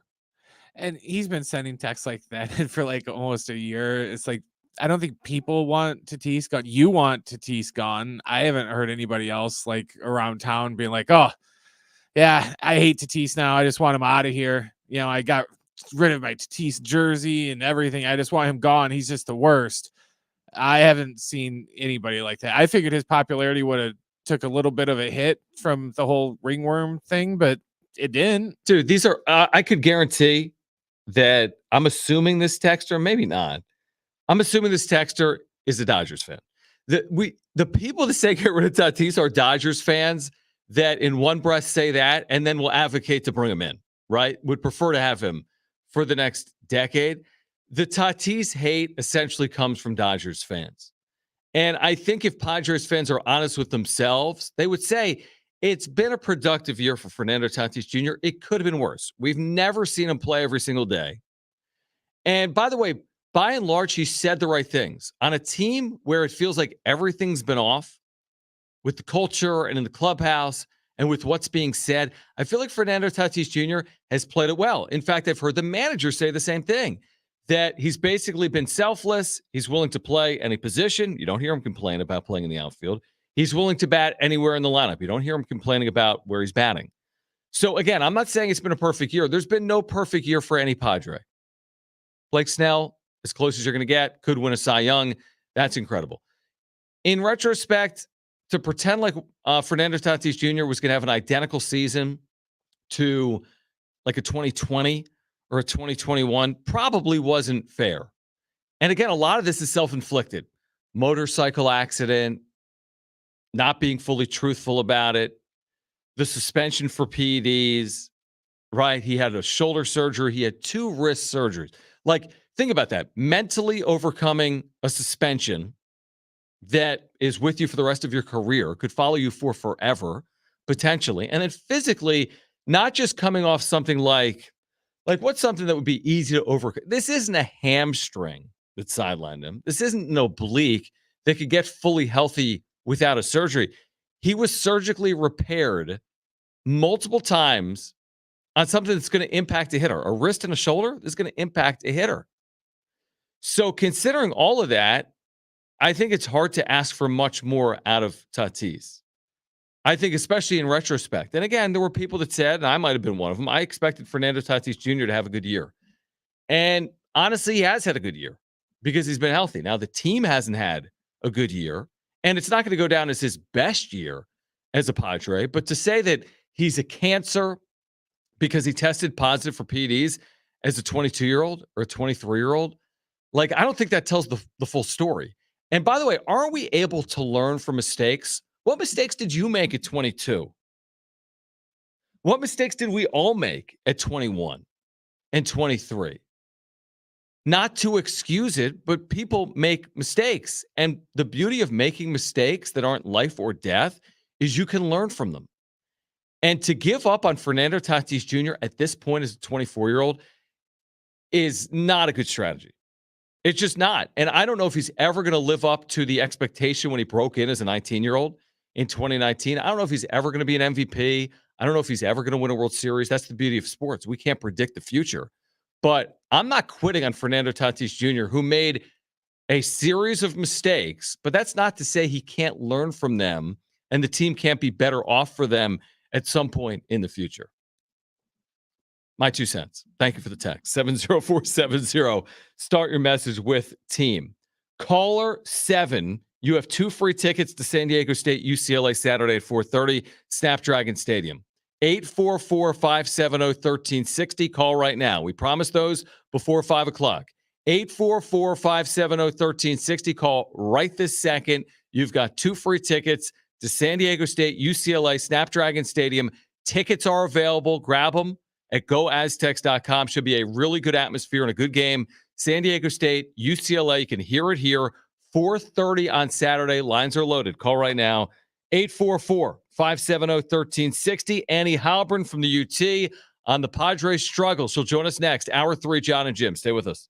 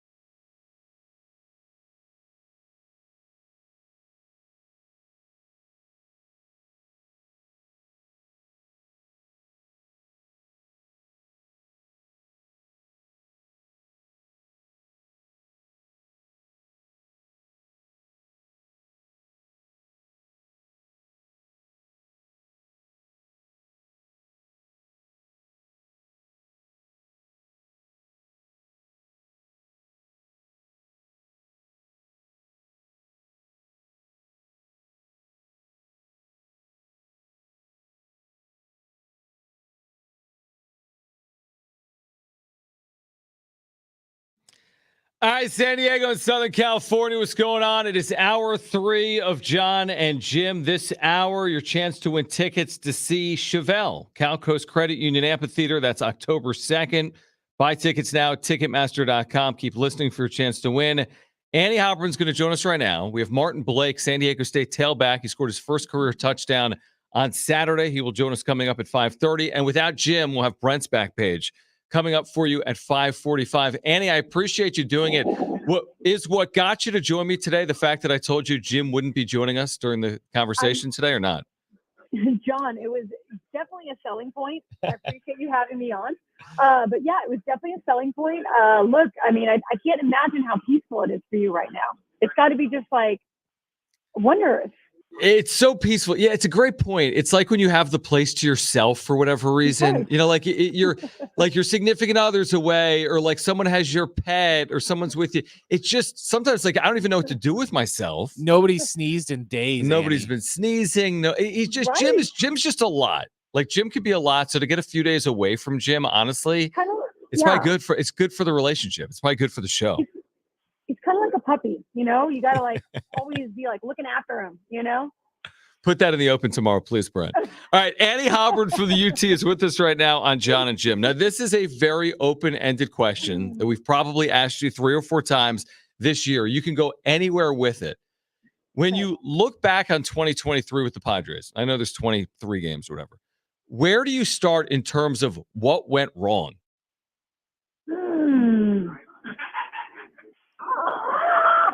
I think it's a difficult question, but I appreciate it. I appreciate the question. I think honestly it went wrong before the season even started. And I don't think it's anyone's fault. I understand, like, how do you not get excited and get expectations and get riled up for a team that came off of that run that they did last year and then made so many exciting moves in the offseason. I think so that maybe part of the problem for this team was there was so much expectation and there was almost so much of like kind of putting the cart before the horse or whatever that, you know, adage is, that I do think that there was part of them that early on in the season, they kind of, not that they were buying into all of it necessarily, but they were buying into the fact that they were just going to kind of bounce back to form. That, you know, I think Matt Carpenter said it best early on in the season when he was kind of like, we kind of expect that everything's just going to sort of even out because that's who we are. Like all these players have all these great, you know, baseball cards on, you know, their numbers on the back and all that stuff that we've heard. And I think that that's just kind of baseball a little bit too, where you just sort of think you're going to, you know, you're up, you're down, but you're somehow going to get right back to the median, if not better. And so I think that there was a little bit of that for them. And then by the time they kind of got going, then they got into a funk. You know what I mean? They kind of got into a collective funk where they were all struggling at the same time. And then you just kind of get peppered with these questions and you're supposed to be so good and all these expectations. And I think that all of that added up kind of got into everyone's demeanor a little bit or their head a little bit. And so I think that that's kind of where it started, honestly. And I don't think it's all that. I don't think that like that's how you can like hang the whole season on that. But I think that, you know, there was something to them thinking that this, you know, they had the roster. They were just going to kind of, you know, there was no doubt about it. This team was going to the playoffs. And honestly, John, I heard that from so many people early on in the season when they were struggling. We all kind of said it, right? There's no doubt about it. This team is going to, there's 3 wild card teams now. They're going to go to the playoffs. And so it's really kind of a shocking place to be right now for not only for us, but for them, for sure. Yeah, there's no question. Annie Halpern from the UT is with us right now on John and Jim. There's absolutely no question. I guess, so, okay, we know it's gone wrong. We can't necessarily fully get to the bottom of it. If we could, then maybe they could. But when the season does come to an end, and we will eventually hear from Peter Seidler, we will hear from AJ Preller, what do you think needs to change, or what direction do we head in? Because it's not like you can pinpoint, hey, if they had Fernando Tatis Jr. doing this, they'd be a playoff team. It's not as simple as just circling one player and saying play better. What is the path forward for the Padres to make sure this doesn't happen again? Yeah, I think that there's some interesting stuff. Like this year, you know, it's like they were the hunted. You know, like teams wanted to beat them. You know, there was this high payroll roster, all these superstar players. Like you want to beat this team. And I don't think that they've ever really been in this position. They've always kind of been these like, underdog, and the team that everyone kind of wants to root for because small market San Diego and this and that and whatnot. And so I kind of feel like next year, you got to really look at that roster. And I'm not saying that it's all that. It's certainly not. Like these guys had trouble on the field, but I do think you have to look at it. You got to find the margins now. You've got to, because your core is your core. And I think that you've got to look at maybe Xander. You've got to look at a few players and think that next year, sometimes a guy can really struggle his first year. So I think next year may give us more of an indication with Xander, kind of where he's at. But, you're still going to have to manage that risk. You're still going to have to manage with some of these guys like Joe. We don't know with you. We don't know if there's any long-term effects with their shoulder, with their arm, things like that. So I think that you've got to kind of look at this roster and, it's like you've got your core, but now on the edges, like where can we get some guys in that are not only going to be, maybe they're not the superstars on the field, but they're definitely serviceable. They're gritty. They're guys that, just don't maybe come from that more established background. I think you got to mix that up a little bit. Like, I know there's some people out there that are probably like, come on, but I do think you need some of those kind of Profars, Alfaros, these guys that just keep you loose in the clubhouse. They kind of keep all the players loose, but they're also, they're competitive. They've got a chip on their shoulder. They haven't had it easy, not that these other guys have, but you just have a good mix. And I think that they kind of need a little bit of that right now. And I just think that there is something about just the way that this I don't want to say maybe it's chemistry, maybe just it needs a second year to figure out kind of what their roles are, what's, who takes the reins in what situation. I think you got to get some of those guys to kind of understand a little better, maybe how to get out of funks, like how to get, how are they going to get out of these hard times? Because look, it's great if they do well in September, but you can also make the argument that in September, I understand that they're still in it, but until they get back to, maybe one or two games out of the wild card or something, you don't have that much pressure. And so how is this team going to act when the pressure's on? Like where are they going to be able to find their source of just like, grittiness and identity and all these things that we see in some of these other teams. And they had it a little bit last year, but they're just haven't been able to sustain that year to year. Like I still can't tell you really what the identity of this team is. It's a lot of kind of moving parts. And I think that they've got to kind of figure that out within themselves. Yeah, I think it's really well said. Annie Halpern from the UT is with us right now on John and Jim. So, like you said, I mean, mathematically they're alive, but they're really not alive. So I think we'd both probably be surprised if like a Joe Musgrove or a Yu Darvish returned in 2023. But I'll ask it this way. Manny Machado, who I think is DHing for a fifth consecutive game today. Xander Bogaerts, who's been bothered by a wrist. I don't know how much it's impacted him here recently. Would you be surprised if either or both of those players were not shut down? Like once this is officially official, is there a point to be playing Manny Machado and or Xander Bogaerts if they have an ability to maybe get healthier for 2024? Yeah, I think that's a great point. And I think that they are looking at that. I think maybe they're not there yet. And I do think that sometimes the player makes that a little more difficult, right? But at some point, you're absolutely right. Like you got to step in and as much as you can kind of try to protect the player from himself, because you do want, and most of them I think are understanding of that. Like Joe Musgrove does not want to come next year and have the kind of season he had. He's just had one weird thing after another this season. So I'm sure that in his mind, he's like, look, if I have the opportunity to, play for a team that really has a chance at contending and really has a chance at competing for that wild card spot or better, like, yeah, okay, like let's push it, let's get on the field. But if not, like I think that he would be, understanding, and so would Darvish, even Manny, of like, okay, we just have to get better next year. Like we can't have another year like we had this year.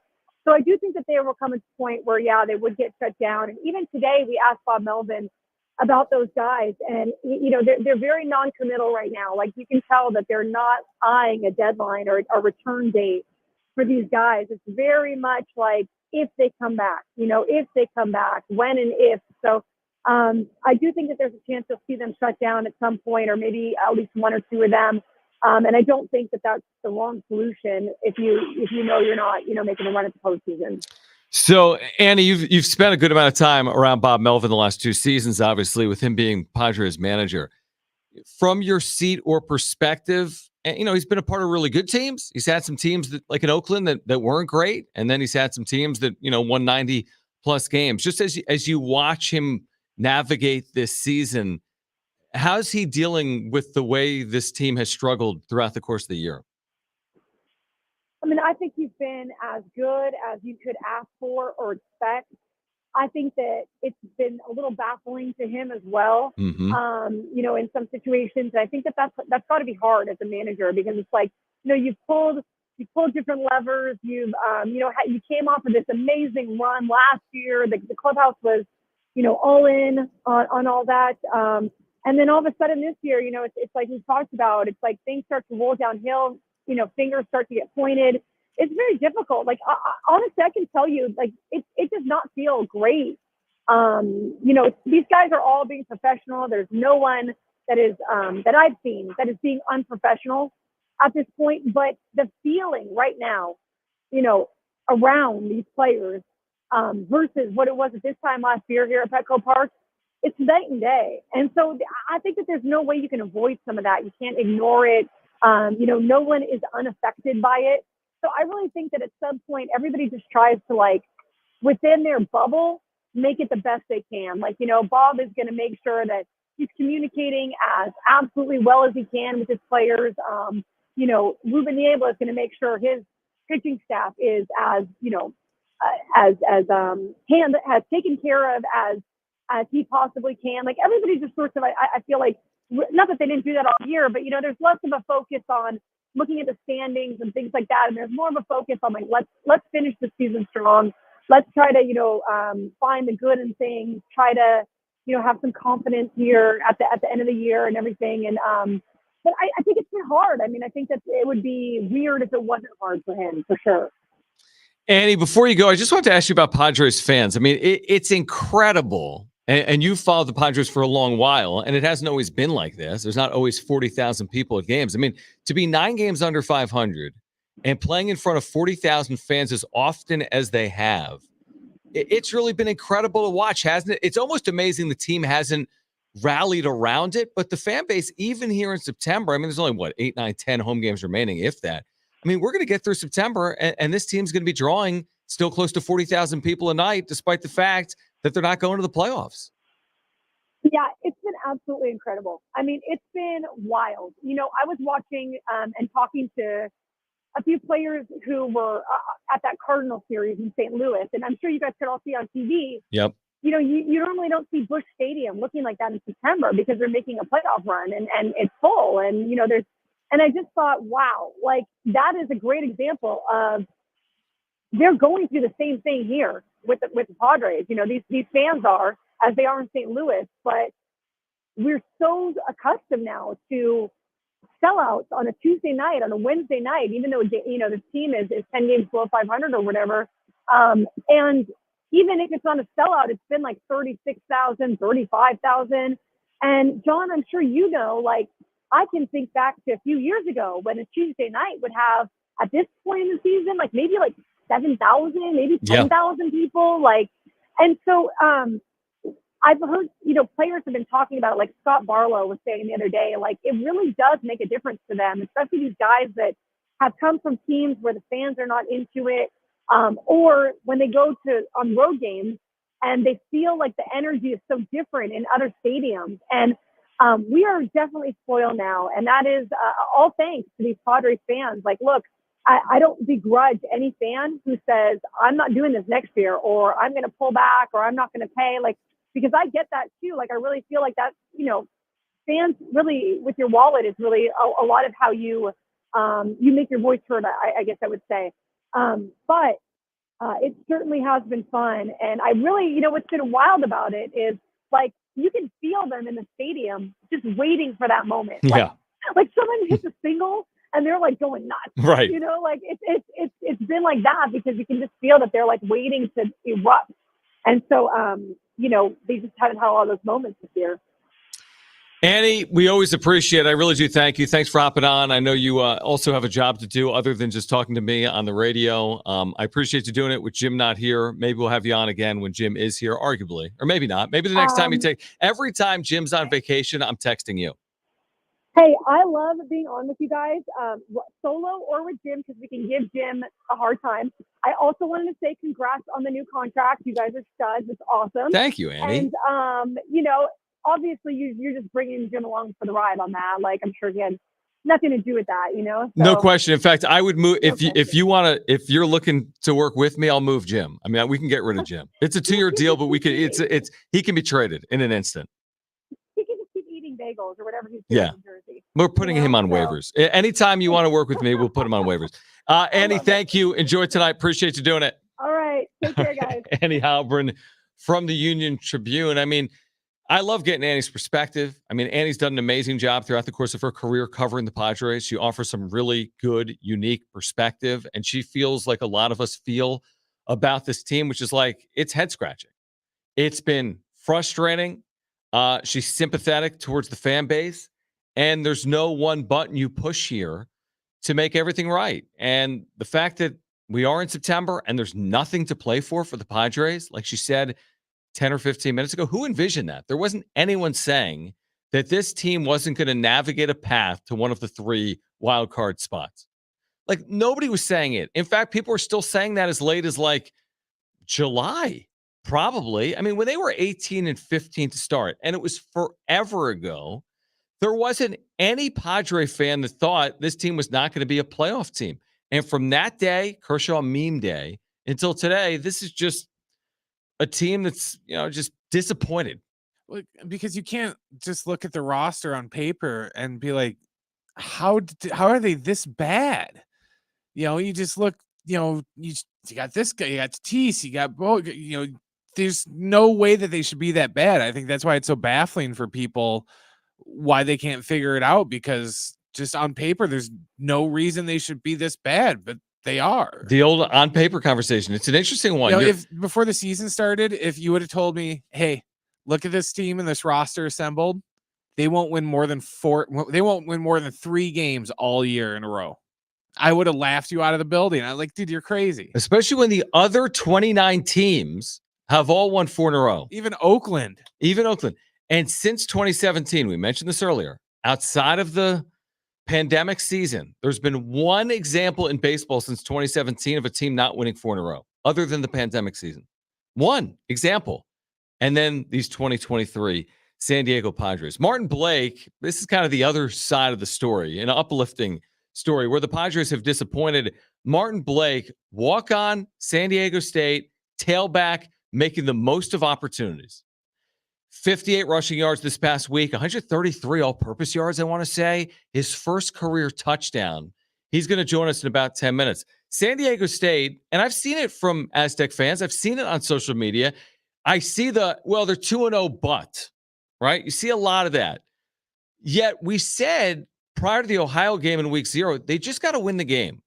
They have to win the first game they play. They need to be 2-0 when they play UCLA. Yet they're here, and people say, well, it's not good enough because they only beat Ohio by 7, because they only beat Idaho State by 8. This is what I'm hearing. This is what I'm seeing. They're not good enough. The doors are going to get blown off against UCLA. It's going to be an embarrassment, right? Well, how do you know that? Everyone asked for this. Where would you prefer them to be? 2-0 with what? 2 30-point wins? 2-0 with 300-yard passing performances with Jalen Mayden? Are you telling me if they were 2-0 coming off a 55-7 win against Idaho State, that gives them a better chance to beat UCLA on Saturday? I think there's a certain portion of people that even if they would have won the first 2 games, 40-0 and 35-7, they would still be coming out and saying, "Oh, we're going to get destroyed. We don't have a chance." And just because it's the whole, not even for one more year anyways, but it's the whole Pac-12 thing. And, they're in a Power 5, so that means we don't have a chance because no Power 5 team ever loses to a non-Power 5 Right. That team. never happens. It's not like San Diego State is 7-4 in its last 11 games against Pac-12 opponents. In that scenario, why even try? Because they'll never win ever. Yeah, and listen, I don't know what's going to happen. UCLA is a good football team, evidenced by the fact that, they've got a 5-star quarterback in Dante Moore. They've got a veteran quarterback in Ethan Garbers. They've got really good pass rushers. Like, it's not going to be easy for San Diego State. I'm hoping it's a very competitive game. And we've seen this happen before with the Aztecs. We've seen them beat UCLA at the Rose Bowl coming off a game in which they didn't look good. We've seen them beat Stanford and Arizona State in the midst of games against FCS opponents where they didn't have, the best performance. So it's like, be careful not to judge, or be careful to judge based on any one result in college football. Sometimes you play down, other times you play up. And the season isn't going to be determined based on what happens Saturday. If they beat UCLA, it doesn't mean they're in the Mountain West Championship game. If they lose to UCLA, it doesn't mean they can't get to a Mountain West Championship game. These next 4 games are crucial. They'll have to have some level of success. UCLA at Oregon State, home for Boise State at Air Force. It starts Saturday. The teeth of the schedule gets underway on Saturday. Let's catch up with Martin Blake, coming off his first career touchdown performance, the walk-on for the Aztecs. What a story he is, out of Vegas, the same high school as Donnell Pumphrey. Martin Blake, walk-on running back for San Diego State, plus our Aztec Rewind. That'll come your way next. Stay with us on John and Jim.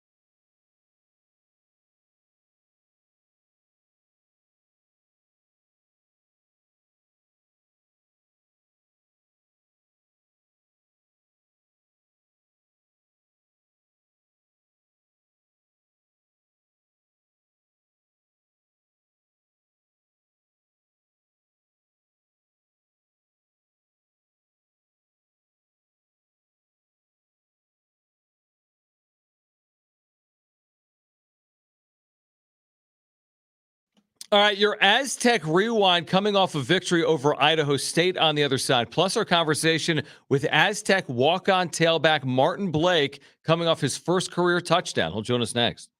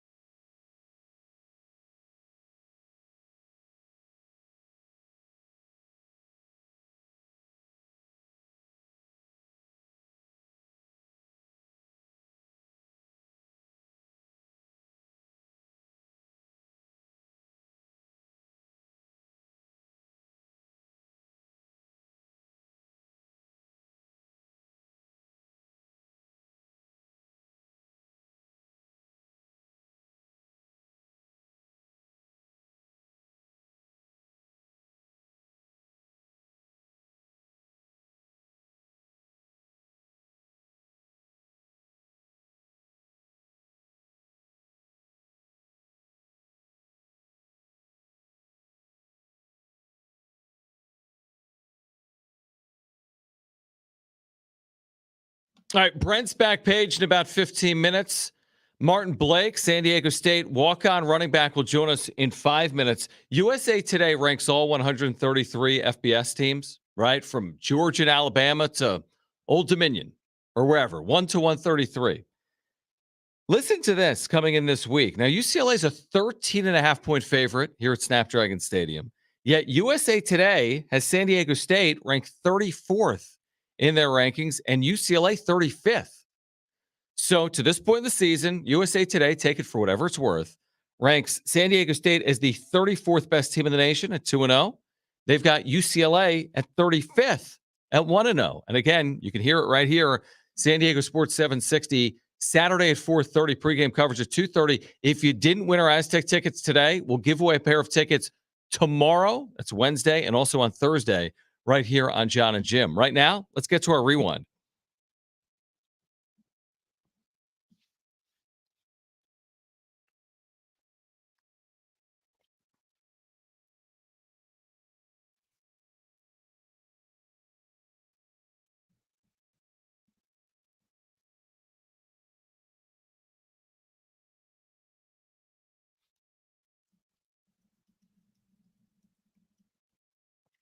All right, so 3 takeaways from a San Diego State win over Idaho State 36-28 on Saturday night at Snapdragon Stadium. Let's start with Ted's call there on Jalen Maiden. What an athlete. And we don't always see his legs. We don't always see him being a dual threat guy because he wants to hang in there and throw. But when things weren't working through the air on Saturday, he just took matters into his own hands. A school record 132 rush yards by a quarterback. School record. He just outran the entire Idaho State defense at one point on that 64-yard scamper. So 132 rush yards for Jalen Maiden, 300-plus rush yards overall. Second takeaway, this secondary is legit. They've got 6 picks from 5 players in 2 weeks, Brent, and they should have 2 more. They had a 103-yard return negated because of a roughing the passer penalty against Ohio, and another which was called interception. Then they looked at it and said that the defender came down on the sideline. So these guys are ball hawks. The ball goes up. They think they've got just as good of a chance as the opposition.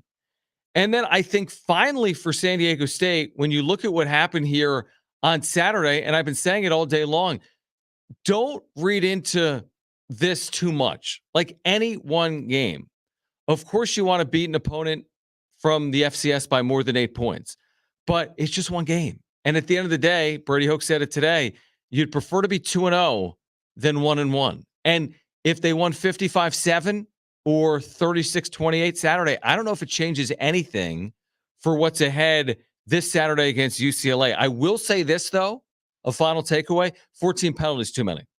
14 penalties, 138 penalty yards. You can't do that against UCLA. They know that. So they have to cut those down.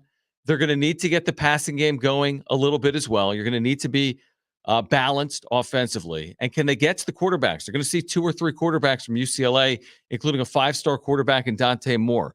Can they hit the quarterback? Something they did against Ohio. They had a level of success against Idaho State. I think they would have preferred to have more. I think they had just 2 sacks in the game, and Idaho State threw it a lot. But again, San Diego State found a way, and they are 2-0. And your Aztec Rewind, made possible by Windmill Farms, the college area's natural grocer. They've got you covered for all your game day needs, featuring organic farm fresh produce and meats, an amazing craft beer selection, plus a full deli with award-winning sandwiches. Visit windmillfarms.com to see their weekly specials. I was there this past weekend, actually on Saturday before the game. Again, visit windmillfarms.com to see their weekly specials. All right, Martin Blake hopefully will hop on momentarily here. Part of the rushing attack for the Aztecs that ran for 300-plus yards. A lot like a year ago against Idaho State. They couldn't throw the ball effectively. They turned to the ground game. They ran it for like 380 last year. They went over 300 yards this year in a win. It's kind of funny because with the new O coordinator and everything else, we're kind of expecting more of a air attack this year opposed to just being 85% on the ground like we usually are. And it's kind of funny in comparison. The Badgers got a new head coach this year, right? And Luke Fickell, who said he was gonna bring the Cincinnati air raid offense to Wisconsin. And we struggled in the first half of our game against Buffalo, and then we just ran the football. We didn't throw the football. We just ran the football. The big difference was we just didn't huddle anymore. Well, that speaks to the point. Like, it's hard to change who you are. Well, yeah, exactly. To where it's like, as much as we thought we were going to see, I guess, a new look, for lack of a better phrase, offense, I think it's still going to be somewhat, we're not going to lose what San Diego State is ground and pound and play solid defense. Especially when you win. Like a good example, Wisconsin, the formula has worked. The formula at San Diego State has worked. Like, Nebraska can tell you they're going to be like a 5-wide offense. And you'll be like, well, that's not who you were. Like, you've never been that team. There's no reason to believe that's what your future is going to be. San Diego State's got a formula. They win with their defense. They win with special teams. They win by controlling the clock. Now, within that, is there room for growth with their offense? There is. And Brady Hoke has talked about it. Ryan Lindley, the new OC, has talked about it as well. They are coming off a game in which they ran for 300 yards. And it's not going to be easy to run for 300 yards against UCLA. So the formula against UCLA, though, is going to be the same. Can you control the clock? Can you force turnovers? Can you finish +1 or better?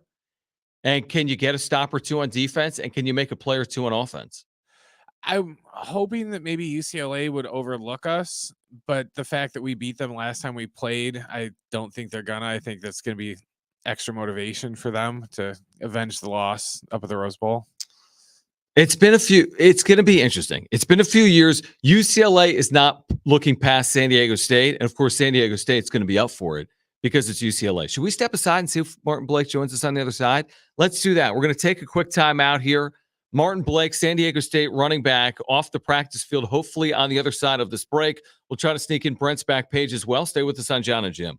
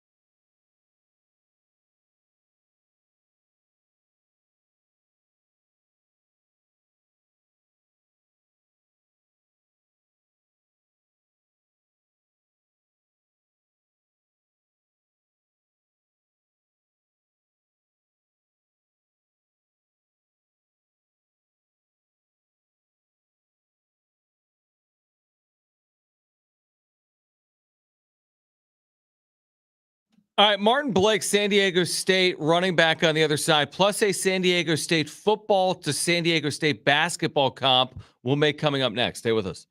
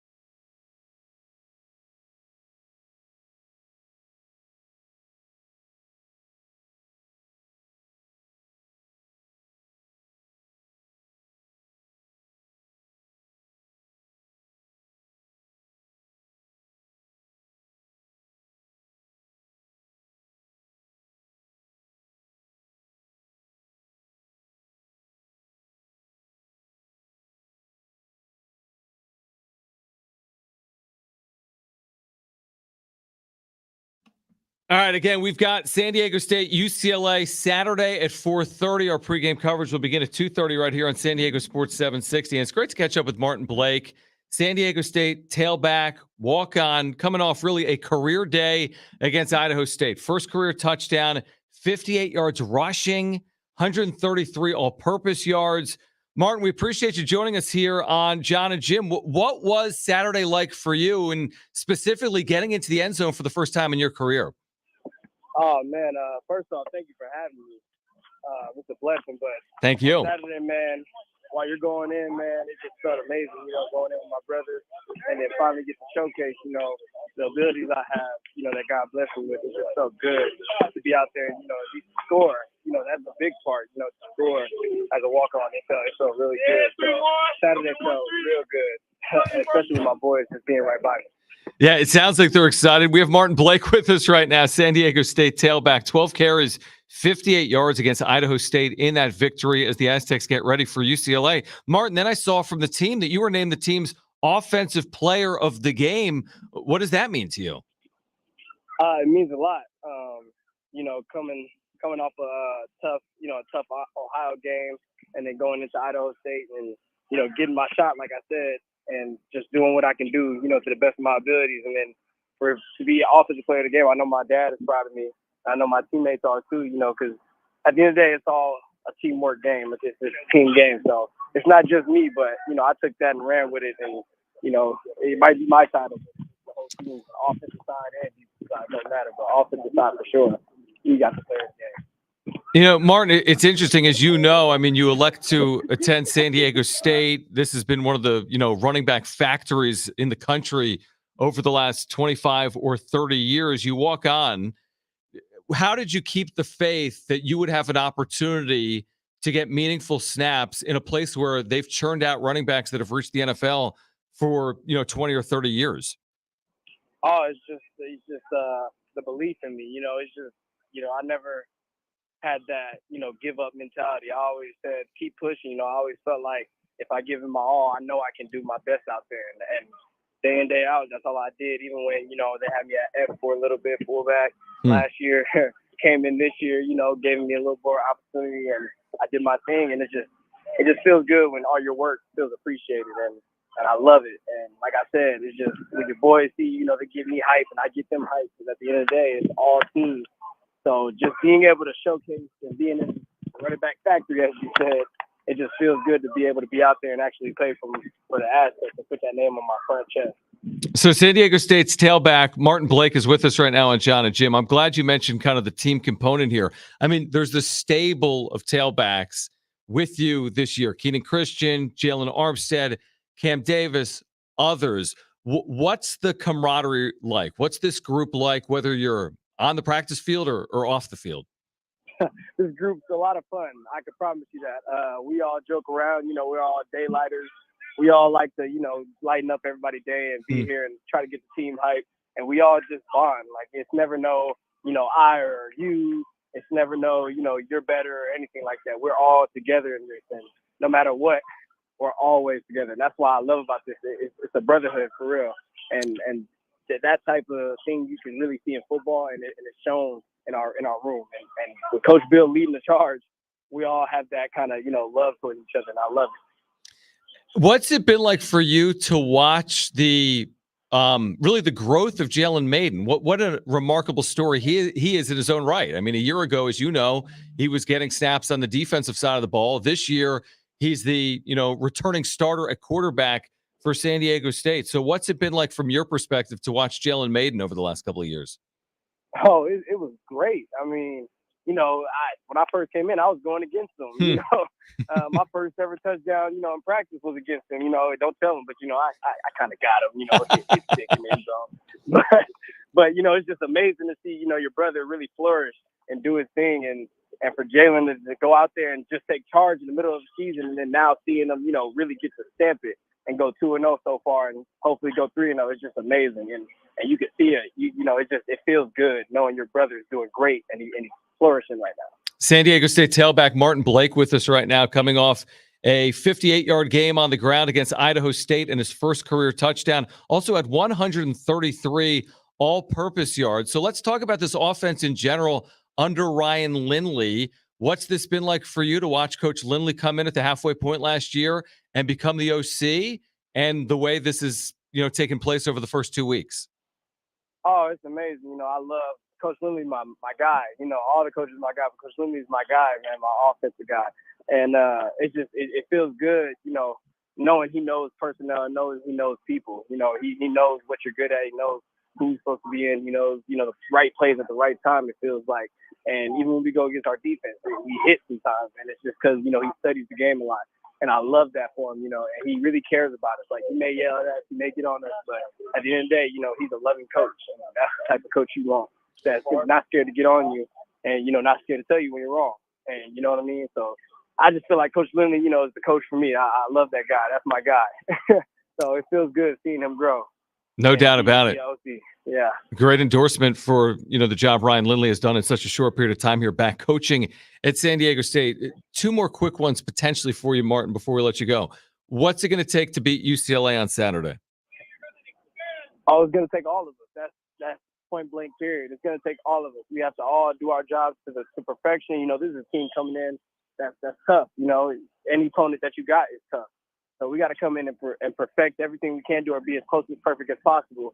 No mistakes, and just do us and maintain that brotherhood that we have, and all that blood, sweat, and tears we put in since January is all we need. And just don't forget it when you're out there. When you have that, I feel like you can beat anyone. So, and then finally, before you go, as our listeners may not, you went to the same high school as Donnell Pumphrey, right? Canyon Springs, Las Vegas. What's that like to follow Donnell Pumphrey to San Diego State, and what's the legend of Donnell Pumphrey like at Canyon Springs?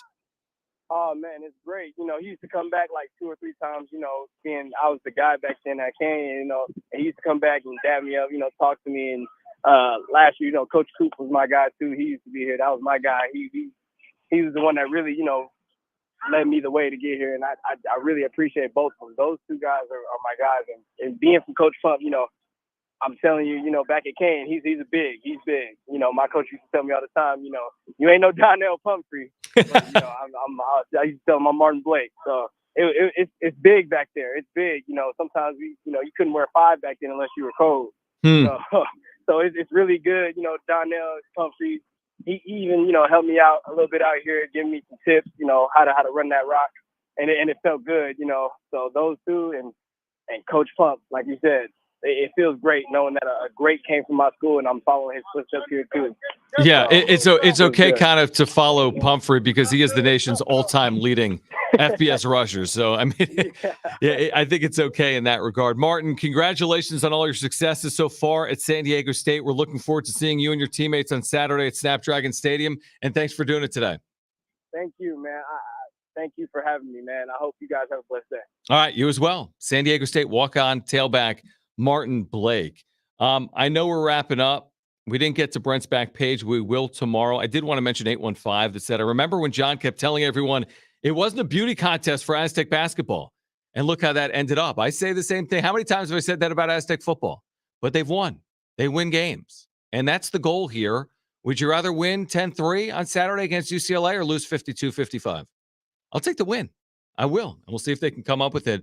Looking to get to 3-0 on this young season. That was great. Martin Blake, great radio interview. Looking forward to hopefully seeing more of him this weekend against the Bruins. Again, if you didn't win the tickets today to see San Diego State UCLA, we have more tickets to give away tomorrow. And oh, by the way, tomorrow, a day out from the NFL, Cynthia Freeland, NFL Network, will return to the John and Jim Show. She'll join us tomorrow at 4:30. We've got really good guests lined up all week long talking NFL and college football, Padres as well. If you missed anything today, sportssd.com, iHeartRadio app, iTunes, TuneIn Radio, or Spotify. Follow us on social media at John and Jim, JONANDJIM.